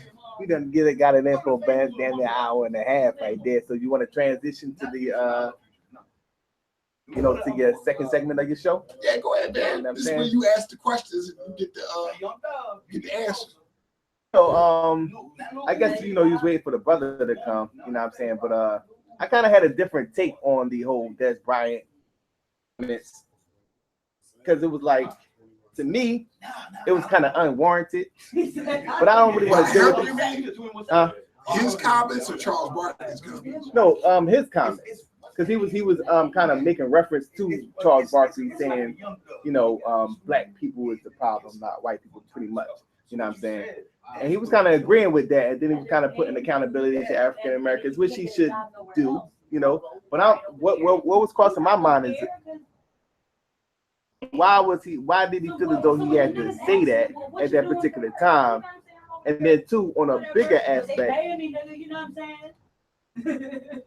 why was it highly publicized? You know what I'm saying? And it's kind of like what you were just saying. It's like, make a statement. They kind of ostracized him because they didn't like what he said. But now you have Des Bryant making a statement pertaining to race. Popularized because that's the type of statement. That's the type of nigga they want. Yeah. So it's like this double standard. It's like you can't stand for nothing. But if you just do that kind of like, I look at it like this: you gotta have the NWA and the Public Enemy. They both really saying the same thing. They're just saying it in a different way. For me, I see the legitimacy and the righteousness in what both of them are saying. Room for Colin Kaepernick and Des Bryant. I understand what Des Bryant was You know what I'm saying. saying? Well, because like once again, they want you to be one way. Right. Like Marlo on The Wire. When he came from getting robbed at the gambling house, and he was in the joint and he took the lollipop. And here's a guy worth probably pulling down $1 million a week selling dope, and he want to steal a lollipop for free out the store. Right. Remember the security guard confronted him? He's like, I know who you is. I ain't flexing, but I ain't no punk either. See, he's like, you want it to be one way. You want it to be one way. He's like, stop saying that. He's like, yeah, you want it to be one way, but it's the other way. And that's when the boys hitman rolled, they gritted on him and rolled off. And that's what I'm saying. America wanted to be one way, bro. They want it to be one way. It always is give and take, give and take. And them, they don't want to take it. You think he's blackballed, Colin Kaepernick? You need to get out. Yeah, of course. But I also think he's going to end up getting a job because, or not, at the end of the day, it's the bottom line with the NFL. That's a bottom line cash generated business. There is one NFL executive who thinks Colin Kaepernick gives them a scintilla of a more better chance to win a game than the bullshit that they got. Colin Kaepernick will get a shot. I will propose to you that Dr. Harry Edwards, the sociologist, Google him or look him up later if you don't know who he is. He used to work for the San Francisco 49ers. He's a African-American gentleman. He has a doctorate in sociology. He is a sports psychologist who used to work for the San Francisco 49ers when the 49ers were winning multiple Super Bowls because Bill Walsh and the ownership, Bill DiBartolo, they realized that sports is science and sports is also psychology. And these guys are highly tuned professional athletes, and sometimes it gets in their head what's going on, and they can't really perform up to their potential. So they brought Dr. Harry Edwards in. Right. He's a sports psychologist. In the same way, you got marriage counselors. You got. I heard that he was working with Colin Kaepernick. Yeah, he is, and he basically said that there are 3 NFL executives who are interested in meeting with Colin Kaepernick about possibly pursuing a chance to play for their team. But the 2 questions that they asked are, can he still play and does he want to play? So at this point, Dr. Edwards is saying that, hell yeah, he can play. We don't really know if he wants to. So what you think as an athlete coming into the NFL, do you think that once you get into that particular arena, because it's almost like a secret society how they operate. Even when you look at you know what I'm saying? To a certain extent. Yeah, it's like at Temple, right? When I used to go to Temple, like the athletes is like they separate. They detached from everybody. So it's like you should already have a mind state where though the do's and the don'ts. You know what I'm saying? And what line to cross and things of that nature. Well, I've never been a pro. But I know the difference from CYO ball to high school ball. It was no experience that I had playing CYO ball that could compare me for high school ball. And when I made the step from high school ball to college ball, it was nothing that I saw or did or learned at West Catholic that could prepare me for what I saw in college. So I'm assuming that if you are a high-priced, high-talented, upper echelon, Division I, Alabama, Tennessee, Penn State, Notre Dame, Michigan State, Michigan, USC, Nebraska, Florida State type level recruit, that even with all the 100,000 fan Rose Bowl, Heisman Trophy, NFL Combine shit you've been through, nothing can compare you for the jump from college to pro ball. So I say all that to say that you may not know the ins and outs, and you definitely need a mentor or somebody who has been through training camp, somebody who's been through opening day, somebody who's been through the playoff rush, the cold game, playing in this 93 degrees and we got on cut-off shirts and throwing up because we ain't drinking enough Gatorade. Then by the end of the year, it's 22 degrees below zero. I can't feel my arms and my breath is coming out like ice. And we got this fucking heater that we got to sit on in between the snaps of the fucking big-ass down Parker. All in a period of time of 3 or 4 months. Well, my college football season would have been over 2 months ago. So all that take a lot to get used to. Then the actual play is the culture of it. And like you said, they isolated and alone and detached. The mind of the athlete is detached from the people who watch them. Right. You think that college players should be paid? Yes. But how can you do it? What scale would you use to determine it? Because are we just playing the football and basketball players? So the baseball and track people don't get nothing?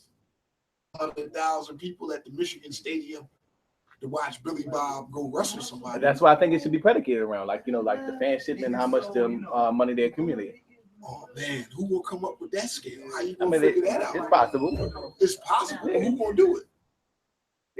But do you gotta have the will to do it? Yeah, well, that's the thing, though. I mean, do they have? Why would you give up on your slaves?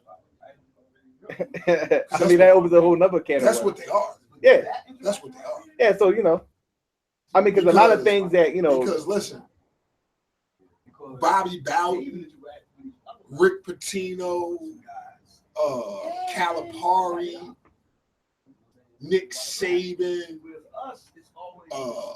Steve Spurrier, Mike Krzyzewski, Bobby Knight. That some of these guys aren't coaching anymore, but these are legendary Coach K, multi-million-dollar coaches.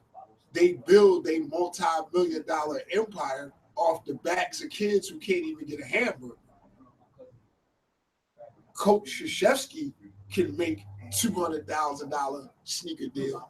Coach Krzyzewski could charge $20,000, and I'm being light for a motivational speech.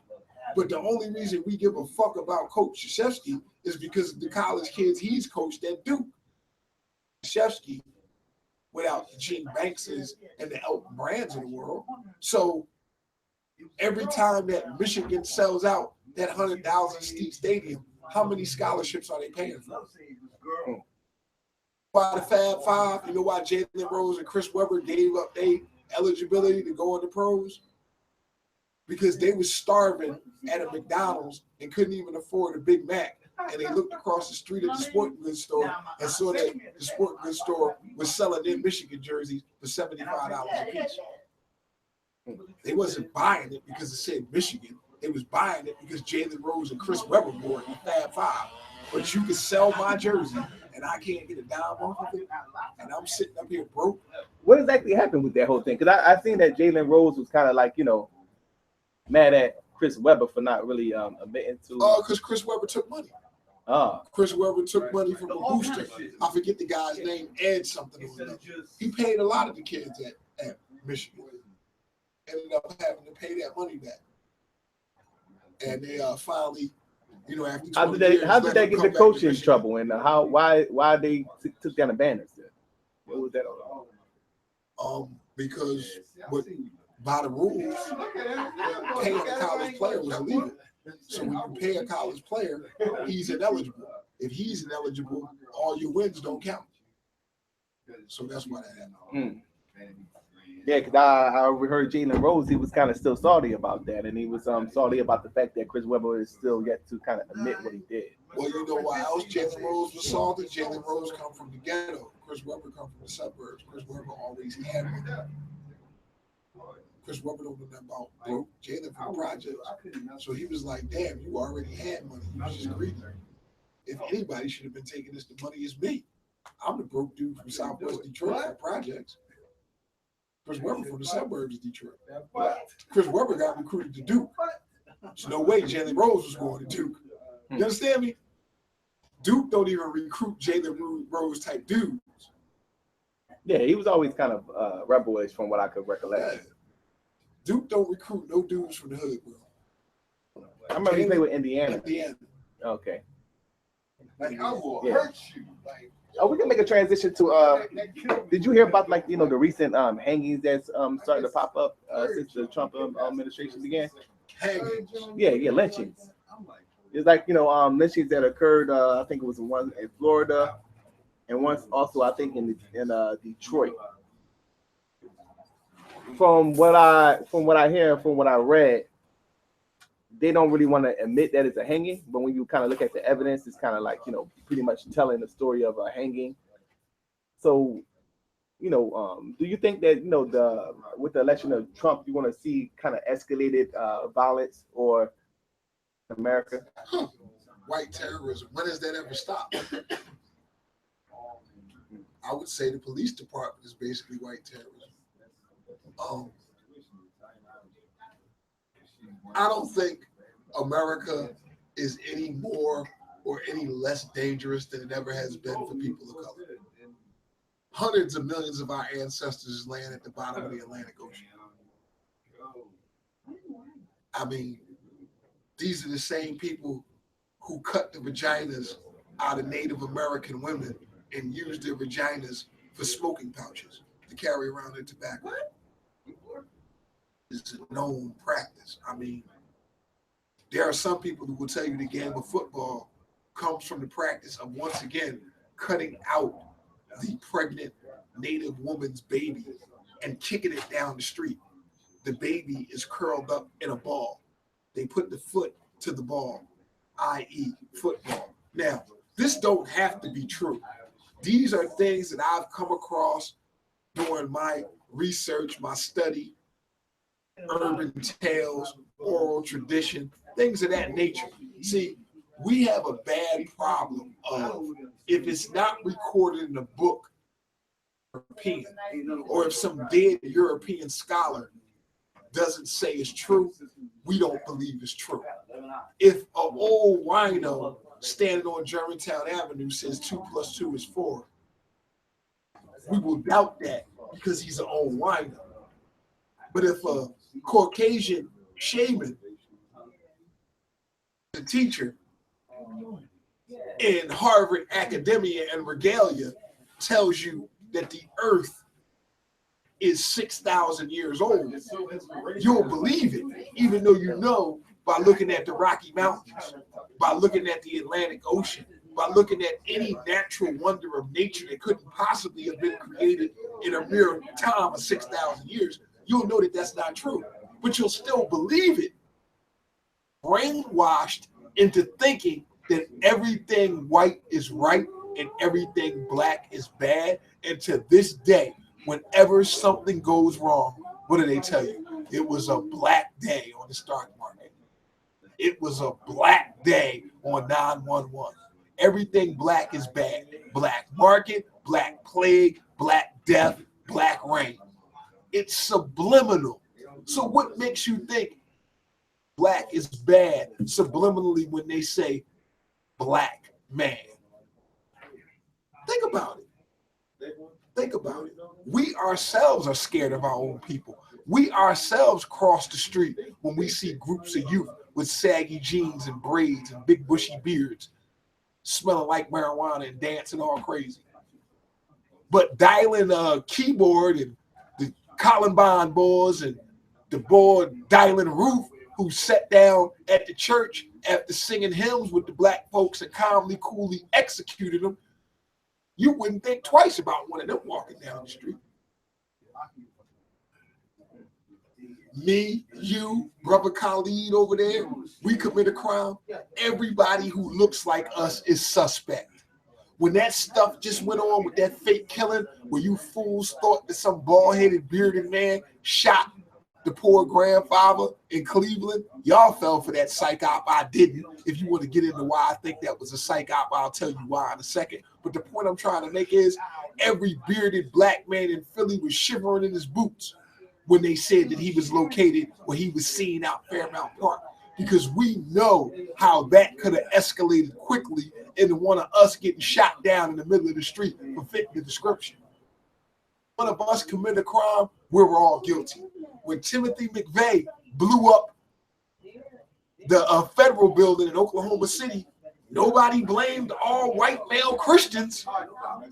And that was a terroristic organization. When David Koresh situation jumped off, the Branch Dravidians.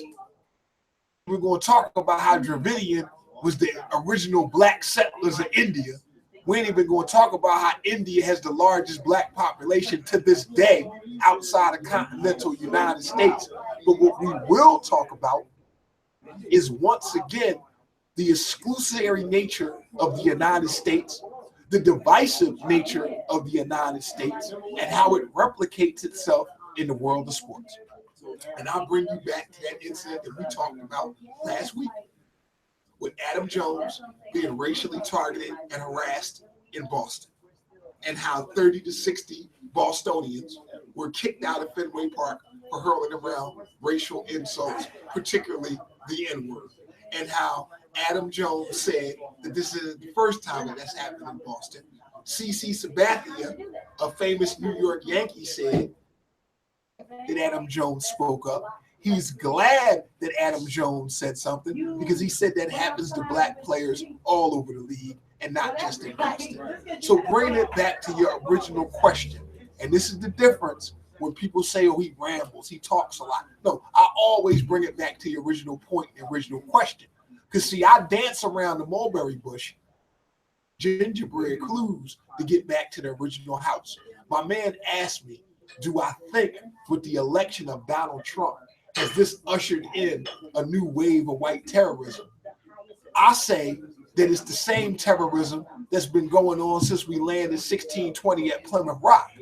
It's just that Trump's election has given voice and power to the powerless, a good old boy, the hillbilly stuck with his religion and guns, is not necessarily in the mountains of Kentucky. The hillbilly is not necessarily in the backwoods of West Virginia. The hillbilly is not necessarily in outer ass Arkansas.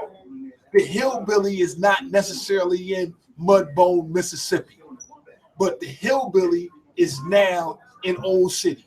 The hillbilly is now in King of Prussia. And the hillbilly often wears a three-piece suit. And he goes home and he puts on cold Steve Austin tight jeans. He puts on his tight-ass Budweiser shirt. He puts on his tough tobacco-stained Chevy truck hat, and he sits down and he listens to Kenny Chesney and he watches NASCAR races. Kenny Chesney. And he listens to Glenn Beck, and he fantasizes about the day when somebody like Donald Trump can come to power. So I say that somebody in the chat wanted you to touch upon the origins of football. Could you kind of briefly touch upon it? Well, I don't know if that's the origins of football. That was just something that I've come across during my tours and travels through the country and talking to different natives and different elderly people. I would have to actually research that to see how much actual truth there is to that. As a matter of fact, my man Red Pill Rescue over here, who's supposed to be coming in for the second hour of the show. We're gonna bring him in here in a second. O'Shea, good brother. This is his area of expertise, research, and I guess you could say reverse brainwash technology, because he likes to get up in between the cracks and crevices of the matrix and attack the fundamental flaws of white supremacy and racism at its foundation. To touch upon the whole situation with the Cleveland guy that killed the dude on Facebook. Well, I think that's a black psyop, because I once again, my man right here can school you a little bit deeper than me, but I'm just going to go with the facts as we know them, and then I'm gonna let him take it over. He has an actual gangbang, brains blown out victim, and then superimposed on the other side of the page is the alleged elderly gentleman who was shot in the head and his death picture. The three things that stand out right off the bat are the differences in the color of the blood. Blood is generally blue. If you look, when it hits the air, it turns red. It's very, very red and full of oxygen and hemoglobin and platelets, which make for a very, very dark maroonish red color. If you were shot in your head at close range with a high caliber weapon, the blood would splatter the phone and the camera and the person who shot you. You would automatically see brain matter and blood on the camera. You didn't see it. That's number one. Number two, the color of real blood is a lot darker than the color of the blood on the picture of that man. I am a wrestling expert. I love wrestling. I know all about the ketchup packets and the fake blood. I propose to you that was wrestling blood. And third, listen to the story that they told.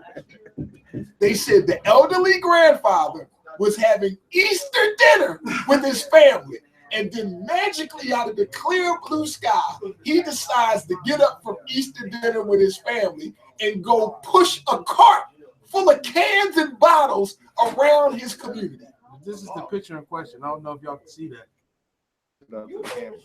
Are you guys going to let your elderly grandfather leave Easter dinner table to go push around a cart and collect cans? Yeah, that do look like it's fake blood, man. It's not real blood. See the difference? Y'all fell for that bullshit. Yeah, that do look like some fake ass blood. It's not real, bro. That's a psychological operation. It's a psychological operation. How could a wanted black man, 6'3", 250 pounds, from Cleveland to Pennsylvania, overnight without getting stopped, do multiple tolls? They take pictures of every toll you go through. You're the most wanted man in America. How did it happen? Now, give me a logical explanation for every fallacy, contradiction in this story that I just said. And let's just go past all the others. Let's go right to the fact that some black family in Cleveland is going to allow their elderly grandfather to leave Easter dinner table to go push and collect some fucking cans. Come on, man. During Easter Sunday. He ain't even get none of the yams or nothing. He ain't even get to the ham, man. Come on, man. The man got killed before he got his Easter ham. Come on. So what y'all think is why though? Why would they? Well, I mean, they got these psychological. Why would they blow up the World Trade Center?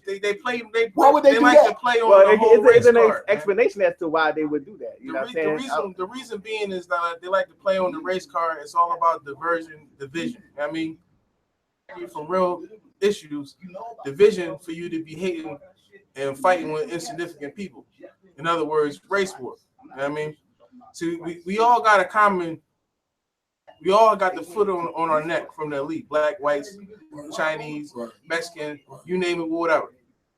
They like to pit us against each other so that we can never come together and go against the true enemy.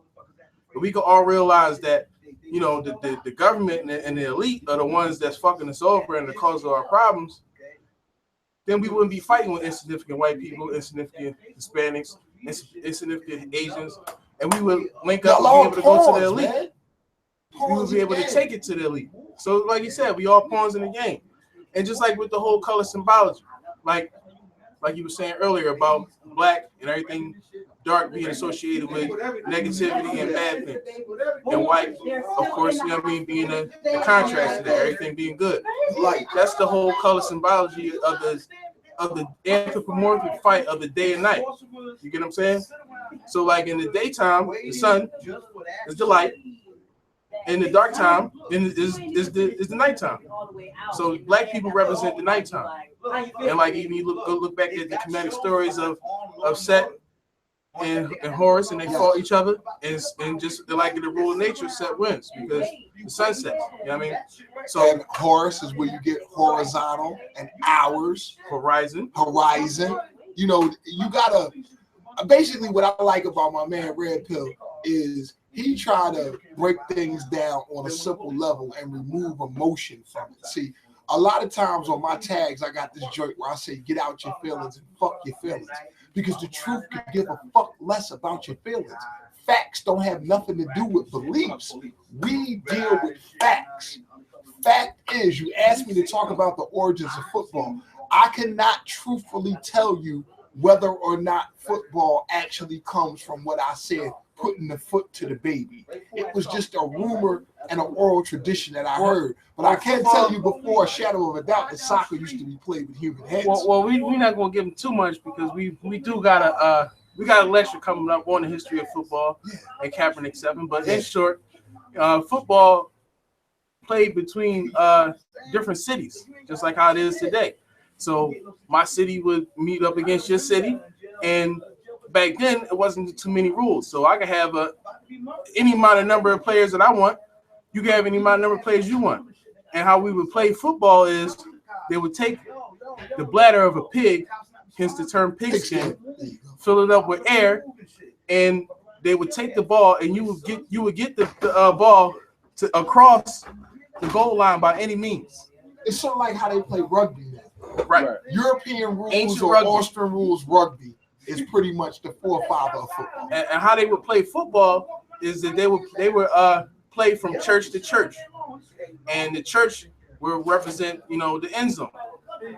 And when you would get the extra point, they would kick the ball through the windows of the church steeple.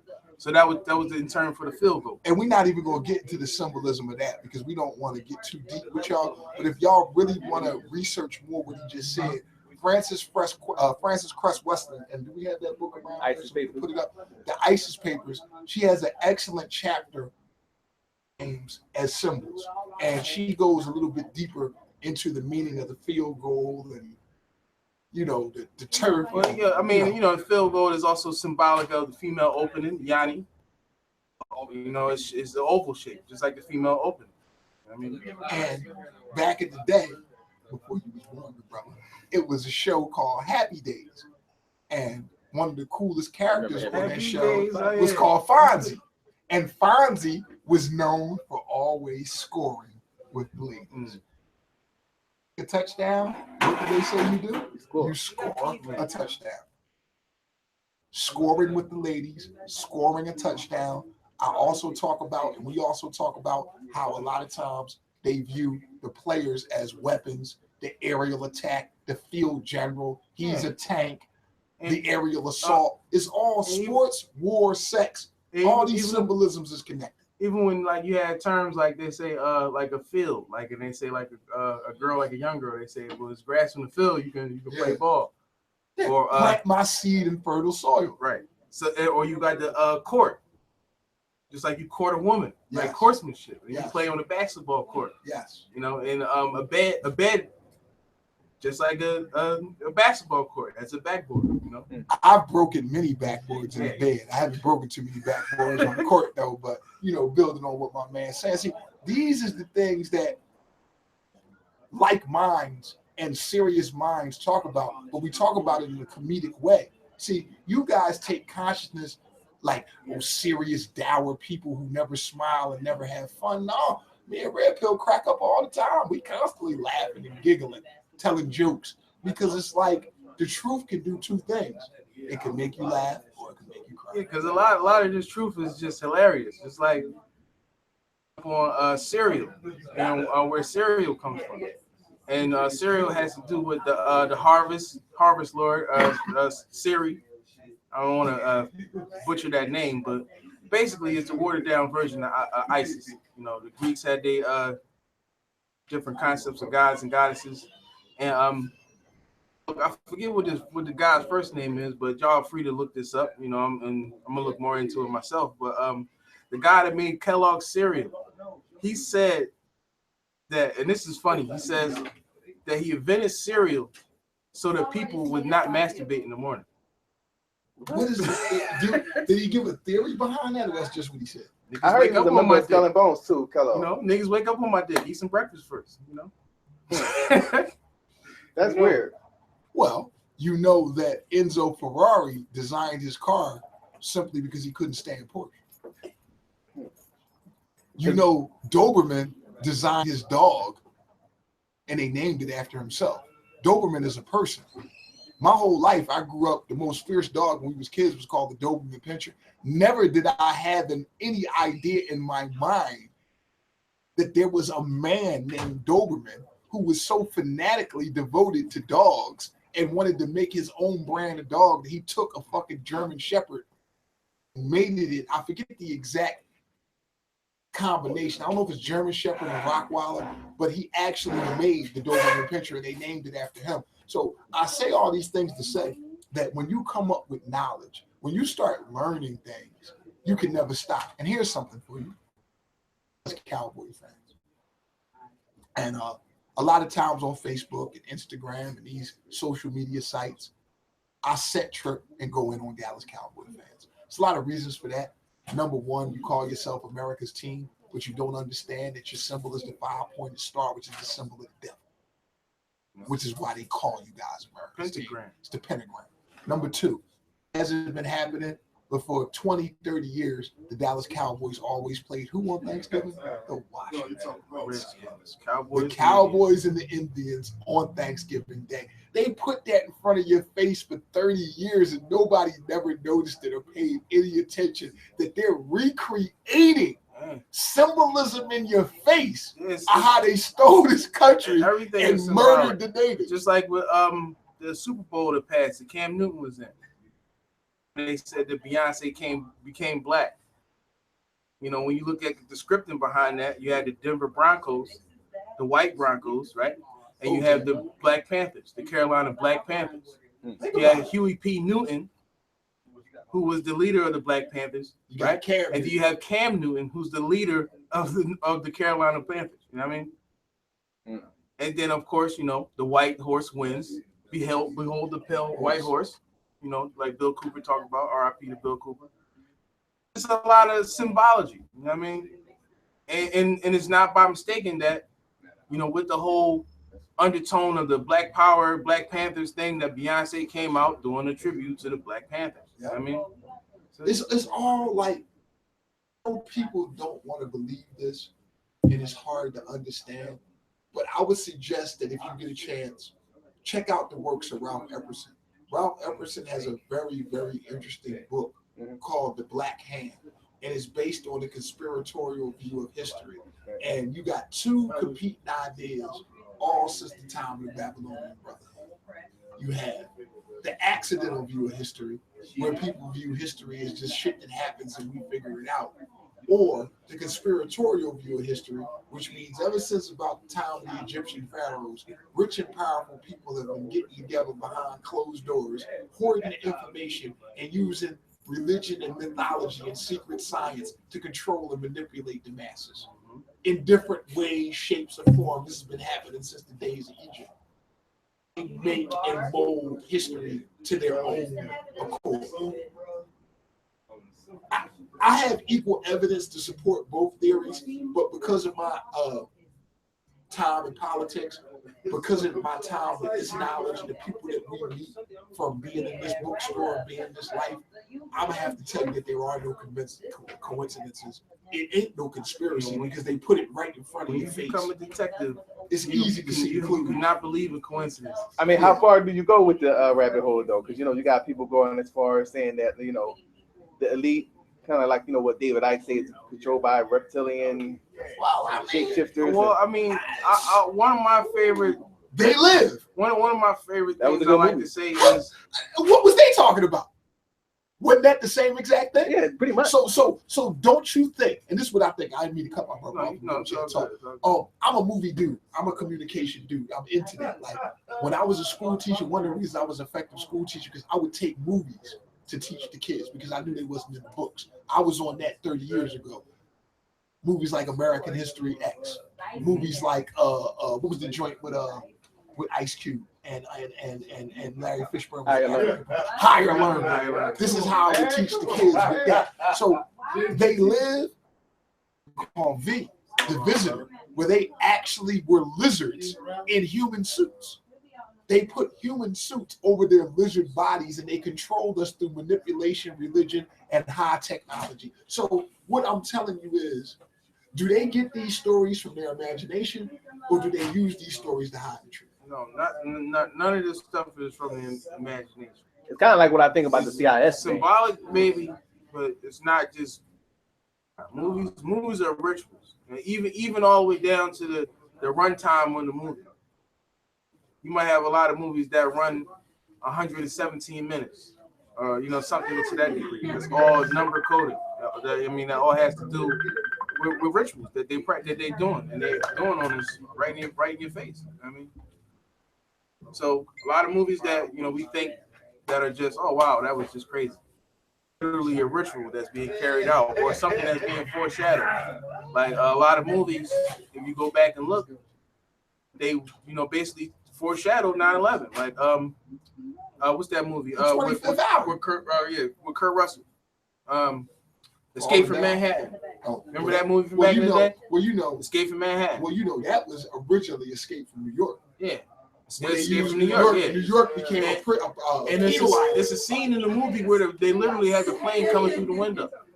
And another movie that came out right before 9/11 was Lone Gunman, and they literally said that you were going to blow up the World Trade Center because they had all these weapons stockpiled and they had nobody using on it, so they had to create a boogeyman to go to war against. I think one of the diehards too had like on the front cover like the World Trade Center thing going into it. So this World Trade Center, a lot of psychological hoaxes, operations, whatever you want to call them, they've been planned out for a long time.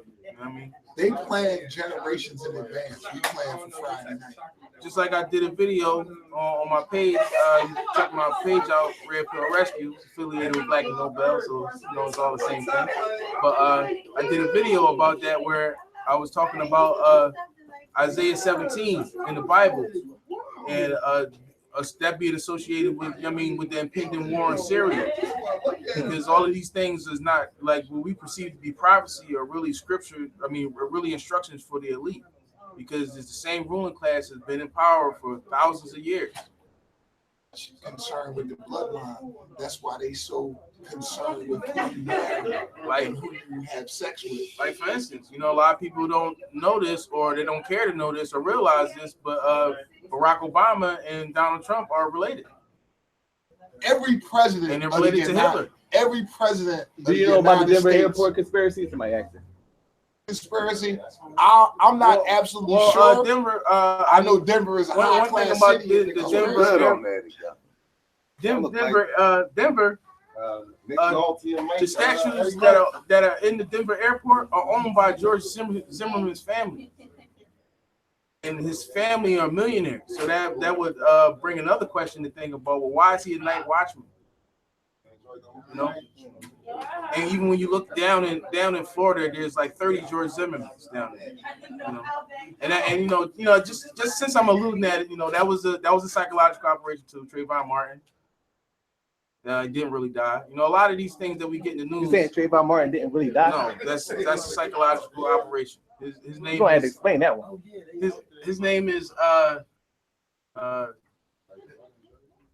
I forget his name. I looked it on my page. But basically, he's still alive. Those pictures that they use are old pictures. He's got his Twitter page is something Martin Fulton. That's who he is, Jarvis Fulton. So if you're looking up, look up Jarvis Fulton. If you get a chance, Google search Jarvis Fulton, Jarvis Martin. You know, Trayvon Martin, Jarvis Martin, same thing.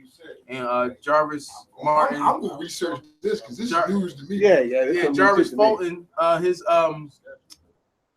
page, he posted a picture of a book that was written by the parents of Trayvon Martin. And then in the caption, he says, "I'm so proud of my parents for writing this book, you know, such and such, so on and so on." So that brings up another question. You know, if either he must be Trayvon Martin's brother, his lookalike brother or something, but he looks just like Trayvon. His parents wrote the book, you know, about the death of Trayvon Martin and the birth of the birth of a movement. Now I know his father was like a 32nd degree Mason. 33rd degree. 33rd degree. Okay. Mm-hmm. Well, let me tell you something about the 33rd degree Masons. Once you get past the 30th degree, the 3 honorary, that means you worship only. That means you worship Lucifer as God. That means you have spit on the cross. I read Morris and Dogma. That's pretty much where it leads you to. One thing about the levels, just like Meek said, is levels to this shit. Yeah, you know, they weed out people who they think they will be with them. You know, that was symbolic, but you know, I'm gonna touch on that later. But you know, basically what that means is that, you know, nobody knows what's going on the level upstairs. You know, so if you're on the 32nd degree, you're not gonna know what's going on in the 33rd degree. To the 33rd degree, they're gonna say, okay, when we taught you on the 32nd, that's bullshit. That's bullshit. This is what it really means. And not so much that it's a bullshit, but it's an archetype. It could be an archetype, like for instance, this is a phone. But it also could be a rectangle or a monolith or something else. So it's coded with different layers of symbolism. Right. So what was once taught to you as something else also means this and that. You know? Double speak. Right. Double speak. Yeah, because you got a lot of people that's like Masons that's not all the way on the 33rd degree that's saying like, well, no, that's not what. Yeah, they have no clue what's going on. Just like Disney has a club at Disney World. It's called Club 33, invitation only. Same as Freemasonry. 33rd degree is invitation only. Walt Disney was on some shit. He was a Freemason. You know, he was a part of the order. This is my thing. What he was talking about, it's 100%. It's 100% true. When I talk to people, otherwise good-meaning people, rational people, and they can't comprehend how the government would either allow or participate in something like 911. They can't understand how a government would flood their own community with drugs. They can't understand how people would willingly participate in the assassination of a beloved public figure.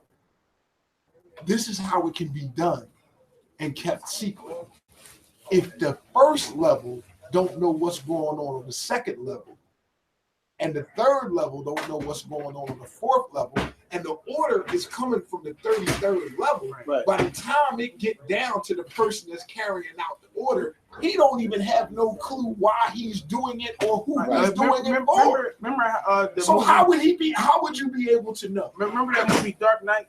Remember how it started? Remember it was a bank robbery, and they all went to go do the job, and then they all killed each other. And at the end, it was Joker was at the end. He had an order to do something what the other person didn't know what to do. So my job is to pull the truck up front. I don't know what his job is. The Joker, nobody knew. But everybody was told, kill the next guy next to you. Once he finished his job, kill him. Wow. And that trickled all the way down to it was only one person left, and that was the Joker. So the boss gave out the rules to everybody, say, once you pull the truck up, you shoot the guy holding the bag. Person is, once that guy pull up with the truck and he switched the bag, you shoot him. And then he told the next person the same thing, and so on, all the way down till he killed the last person and left with all the money. And nobody knew a thing. That's conspiracy theory. That's Freemasonry. That's Freemasonry. but think the move, because like when you anybody who joined like any type of military service, that's what they train you to do. Like they try to desensitize you all the shit that you preconceived, follow orders. That's why it's so strict. That's why you're right. Ask no questions, just follow orders. So that's how that goes. That's how that can happen. And for anybody who deny it, this is what you can do. You can look up any record of 911.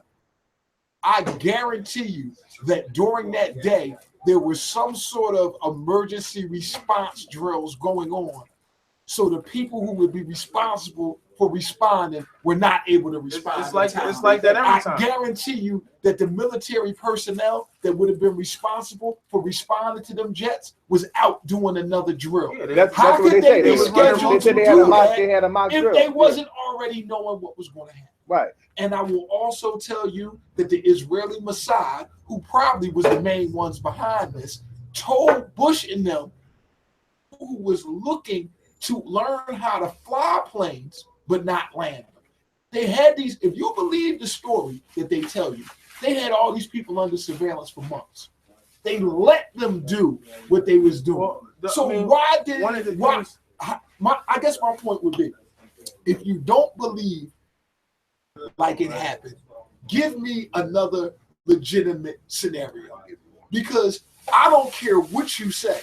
You're telling me that a plane flew into a building and in less than an hour, that fuel and jet engine was so hot that it caused the building to fall straight down like a controlled demolition. When the windows under the levels were blowing up like a controlled demolition before the actual explosion happened.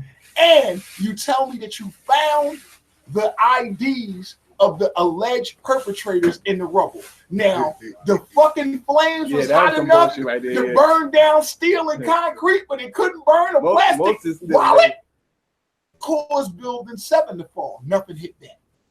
Now, answer those questions. They reported Building 7 falling before it fell. Like, there's actual footage out there of the lady with Building 7 in the background saying Building 7 has fallen and it's still up. You know, and you can go and check. You know what I mean? But go ahead, bro. Okay. This is what happens when you have a fully active radio. Introduce yourself. Okay, my name is Michael Davis, and I was in the Army for 36 years, from age 18 to 54. I retired in 2011. I was on active duty at the Pentagon from 2008 to 2011. And I can tell you this. If you read the 9/11 report, yes, you will see that amongst the 18 intelligence agencies, they all had bits and pieces of 9/11 plot. However, none of them shared the information.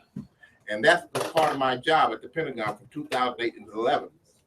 And the reason why they never shared the information is because that's not the way those intelligence agencies are built. They're built to be insular and not share. So, and the reason why they do that is because of money. If let's say the CIA gets responsibility for capturing someone, a terrorist, well, they'll get more funding the next year. So, and that's with all of the agencies. So let's create a terrorist. No. So they were all hoarding the information and not sharing it with each other. If they had shared it, they would have had all of the information to put the whole plot together. But it really is, I can tell you, everybody protects their rice bowl, and they protect their rice bowl, which is money, by not sharing it with another agency. Even though they're all U.S. federal intelligence agencies, they don't share because it's about money. The head of each one of them, every year they get a budget. You haven't done anything last year, you don't get no money. So you can't be sharing your information with another agency because they'll get the collar, which is the arrest, and they'll get the credit and they get the money.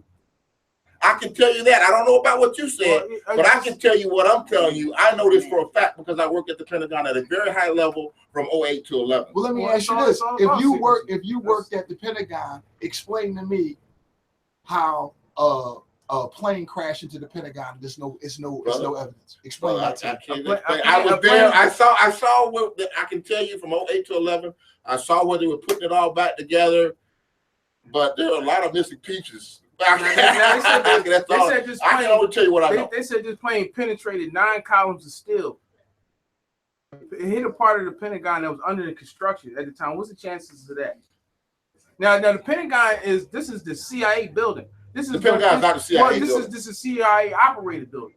No, it's not a CIA operated building. Whatever. It's one of the 18 intelligence agencies. Let me make my point is that this is a building that's highly surveilled. all throughout there. They took all the cameras. So where is the footage? They took all the cameras. They can't show one footage. They say that, Anything though. of a They say plane they in the building. I don't know anything about that. You know what I mean? But see, that's what I mean. See, everything is about secrecy. That's how it works. You know what I mean? They're not Now, gonna let. They're not he gonna let told you insignificant people his know. job was to investigate it, and he don't know.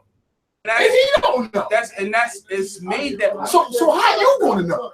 This is a man who was inside the Pentagon. And see, like, His job was like to I said, investigate. That goes back to what y'all was saying, though. Like- He was like, following remember orders. we talked about And that's the this point. today. When we That's talk the about point. like the 9/11, you know, basically, like it was a birthday ritual. You know, when you look and see when they founded Manhattan, Manhattan on September 11, 1609. That's when Henry Hudson sailed into Manhattan Bay and discovered what is now known Manhattan. So 9/11 was really a birthday ritual, you know. I also don't think it was a coincidence that that's the emergency code 9/11. No, it's not a And coincidence. maybe now that I look back on it, maybe Flavor Flav was a lot more brilliant than we thought. 911 is a And joke. like even it is a joke. It was always been a joke. I mean, even when you look at that movie, You see the repercussions Trading Places. of that, Remember that Trading one event. Places? Yes. That took place Well, listen, in the World Trade Center. I'm gonna say something that I know. My man said he knows something beyond a shadow of a doubt. I'm gonna tell you something I know beyond a shadow of a doubt. I've always been brilliant. I've been reading since I was 2. I was passing SAT. I passed my SAT test with a 1060, high off coke and weed.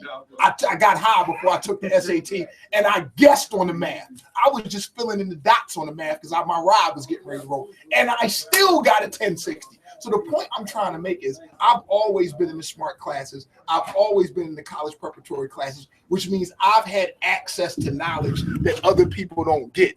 I was at the World Trade Center in the United Nations in the 6th grade because I was in the World Affairs Council. I was going to DC at the White House taking tours of Congress in the 8th grade because they always would take kids from the ghetto who was smart and try to educate us. I say all this to say, when I got to Lincoln, I was part of something called Global 2000. Authors of Global 2000 was, at the time, I had no clue who these two dudes was. Dick Cheney. Come here, Mr. Pentagon boy. I want you to hear this one. Paul Wolfowitz and Dick Cheney. If anybody know who Paul Wolfowitz and Dick Cheney were, yeah, he don't want to hear this. He don't want to hear it. Like I said, nobody wants to hear it. Nobody wants to hear it. That man said he worked in the Pentagon. He still couldn't answer my question. Now answer this question. That's the point. You can't answer because you don't know. You're a dummy. You're not supposed to know. You're not supposed to know. That's the whole object of the game. But my point is, the reason I know is I was in Global 2000. Paul Wolfowitz and Dick Cheney wrote Global 2000. The president of my school, Niera Sadarkisa, she's part of the club of 300. She ushered this in. I read it. You know what it said? It said that in order to ensure the political hegemony of the United States, we need a new event to ensure our participation in the Middle East. They said they needed a new Pearl Harbor. They wrote this in 1996. What was the new Pearl Harbor? 911. Even Donald Trump What companies made all the money rebuilding the shit that got blown up? Paul Wolfowitz and Dick Cheney's company. The same people who told you that they had weapons of mass destruction made billions of dollars rebuilding the country that they blew up. You mean to tell me that you can't see that connection? Trump even wrote about it in his book 19 months before September 11th happened. See the symbolism with the numbers, 9 and the 1, 9/11. 19 months before 9/11, Donald Trump wrote in his book that he basically said that Osama bin Laden was going to attack the World Trade Center using planes. Wrote in his book, in his autobiography, Donald J. Trump. I think it's in here somewhere. We don't really and let me tell you, it ain't no real, it's no real prophets, bro. All prophecy is preconceived knowledge of the agenda. I was telling people 20 and 30 years ago, future, the women are going to act like men and the men are going to act like women, because I could already see what was coming. You already could see what's coming when you take away the males and force the females to act other than their nature. Like mathematics. See, like when we think about prophecy, we say like, all right, look, this is the Bible. Say this is the Bible. Well, somebody it is probably Bible, but let's say Bible the boxing. Right. So let's say this is the Bible, and it's like the Bible is the most widely produced book in the world, right? And then in this book is prophecy and revelations and things that's supposed to come in the future. Now, keep in mind, this is the most widely publicized book in the world. How can that be prophecy when everybody has, the blueprint for what's going to happen in the future? Prophecy would be if me and you was building, and I said, yo, write this shit down. I'm about to tell you what's going to happen in the future, and you wrote down everything I said, right? And then we took this book and buried it, right? Then hundreds of years later, somebody come along and find that book that I wrote that only me and you seen, and then they saying like, yo, this book predicted the future. So That's prophecy. like a self-fulfilling prophecy that they did. What I'm saying is this. All right, like let's put it in a sports way. I agree with that. Now look, I agree with that. Right. No, I'm saying that's on the beam, but let's put it in a sports way.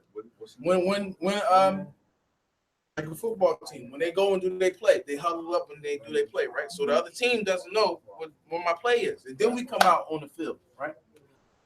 We all got the same playbook, right? You know what I mean? Then, and if I see you getting into formation to do a play that that I know that you got, how is that prophecy? You know what I'm saying? Right. We all got the same playbook. So if the Bible is the playbook and it's the most widely produced book in the world, not to assume that some elite group in the world, which we know we do have, that are capable of fulfilling these prophecies. All these prophecies are doable by man. Go to war with this country. All right, well, it's not hard for them to start a war with that country.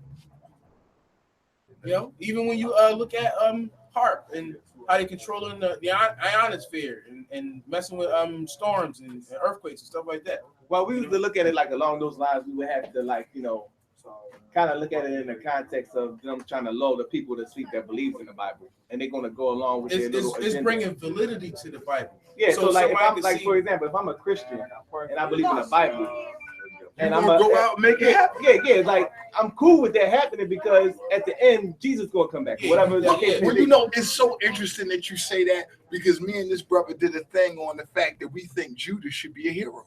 And why do people hate Judas? Because if you believe in Jesus, this is the Son of God, and you believe in biblical prophecy, was usher in what you wanted to happen. Right. Judas was part of biblical prophecy because if Judas didn't do what he did, the Romans would have never found Jesus, and he wouldn't have never been able to fulfill prophecy. Judas, because Jesus told Judas he was good. He said, "Yo, you're good. When we get to heaven, you got a throne, just like the rest of us." Because remember, he said it was 12 thrones. It's 12 disciples. Judas is one of the disciples. So if he gets a throne with Jesus, and Jesus said that he was going to betray him, he said, "Yeah, one of y'all going to betray me." But beforehand, he told Judas, "You're going to be good."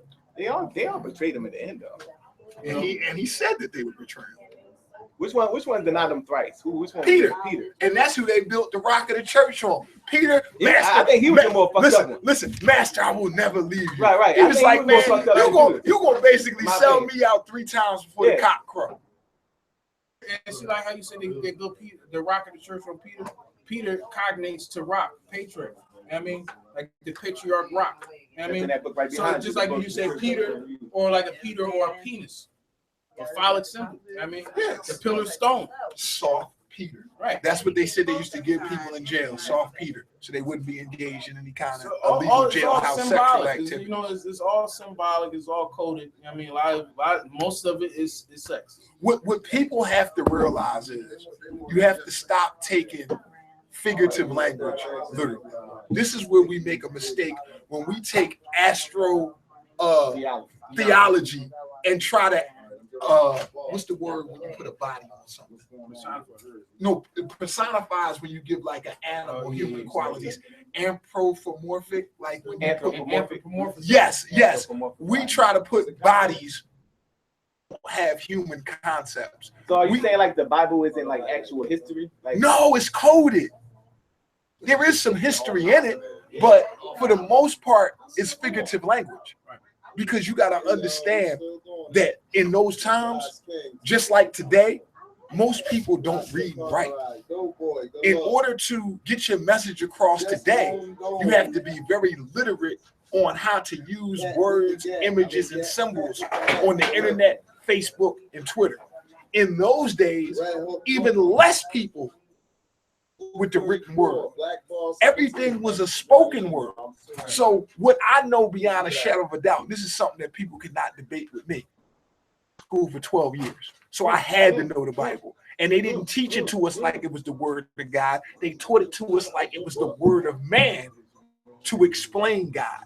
Brother Martin, my 10th grade English teacher, said, Banks, you're one of the smart ones. And I didn't know if he meant, well, I was one of the smart students and one of the smart niggas, because I always had a problem with white folks with that you and y'all, and, always trying to make me seem like I was better or more special than my brothers and sisters, because I might have been able to retain some information. White people, they're the master of taking an insult and wrapping it in a compliment. Yes, you know what I mean? Yes. And he told me that he was like, Banks, the Bible is a bunch of stories made up by man to explain God. And I thought to myself, how can man explain God? I thought God was here to explain man. So the point I'm trying to make is the people that run the world don't believe in what they tell you to believe in. The people who run the world don't follow figurative. They don't follow the literal like we do. They follow the figurative. They follow the symbolism. It's always going to be that way because, no matter what you believe or what you think you know, God don't talk. So God has never told you about people. People have always told you about God, So it's always going to be from man's perspective of what he thinks he knows. You know what I mean? Yeah, so with that being said, we can wrap this thing up. You know what I'm saying? Make sure you subscribe to Black and Nobel Media. Rumble, young man, rumble. Fight the power, always rumble. Boxing in Philadelphia. We boxing negativity, we boxing ignorance, and we boxing and knocking people out with boxing the ring. We dropping truth bombs on the infrastructure of ignorance. Infrastructure ignorance. Holla at my man Red Pill Rescue, man. Every day on Instagram and YouTube. Holler at me, EBOG 5919, EBOG WP60, EBOG WP 5919. Every day, the knowledge walk, the knowledge drop, the dog walk. Philosophy Friday, sucker free Sunday, say it loud Saturday, mind over matter, move out Monday, turn up Tuesday, what the fuck Wednesday, and throwback Thursday. Every post here and every meme will be directly affected and pertaining to that particular subject matter. And look out for the Red Pill Rescue Show, and look out for our ranting and raving that we're going to be doing. We haven't actually come up with a name for our show yet. We don't have like a tag team joint. Like this is just something we doing on a freestyle. I got a little special today. That's what I'm trying to say. Yeah, special today. Whenever we get together, we dropping truth bombs. Shitload of truth bombs is coming. Yeah, and listen. Game one, Golden State, San Antonio, Mother's Day, 3:30. That's going to be going on tonight. Boston and the Washington Wizards are playing. Boston is up 3-2. They can close that series out. If Boston wins, I'm assuming they're going to be going to Cleveland, and we'll be playing Cleveland probably in prime time as a doubleheader on Sunday. But if Boston loses, they'll be going back to Boston to play Game 7. And that's where we at right now with the sport world. The Kentucky Derby, some guy from Brooklyn, Italian dude. The one horse won. Well, during this time of ritualistic sacrifice in the playoff season, that's why we offer people in the playoffs. There's going to be a lot of people dropping dead like flies all the way up into the NBA Finals. And then we might have a break. Now, for your first show, I want you to break down the symbology of the lynching. And I brought it up to him like how you starting to see it pop up, like a lot of African Americans starting to be lynched. It was like I read about 4 recent lynchings. Do you think that's a psych op or that's really going on? Well, that's always been it's about the race. That's the impending race war that they're trying to have. So whether the lynchings are real, because one thing when we look at the news, you got to take it with a grain of salt, because 90% of the time the news is stories are fictitious. They all happen to do with numerology, gematria, the practice of coding numbers in the words. So you don't necessarily know if the story is true or not, because it's really meant to make you feel a certain way.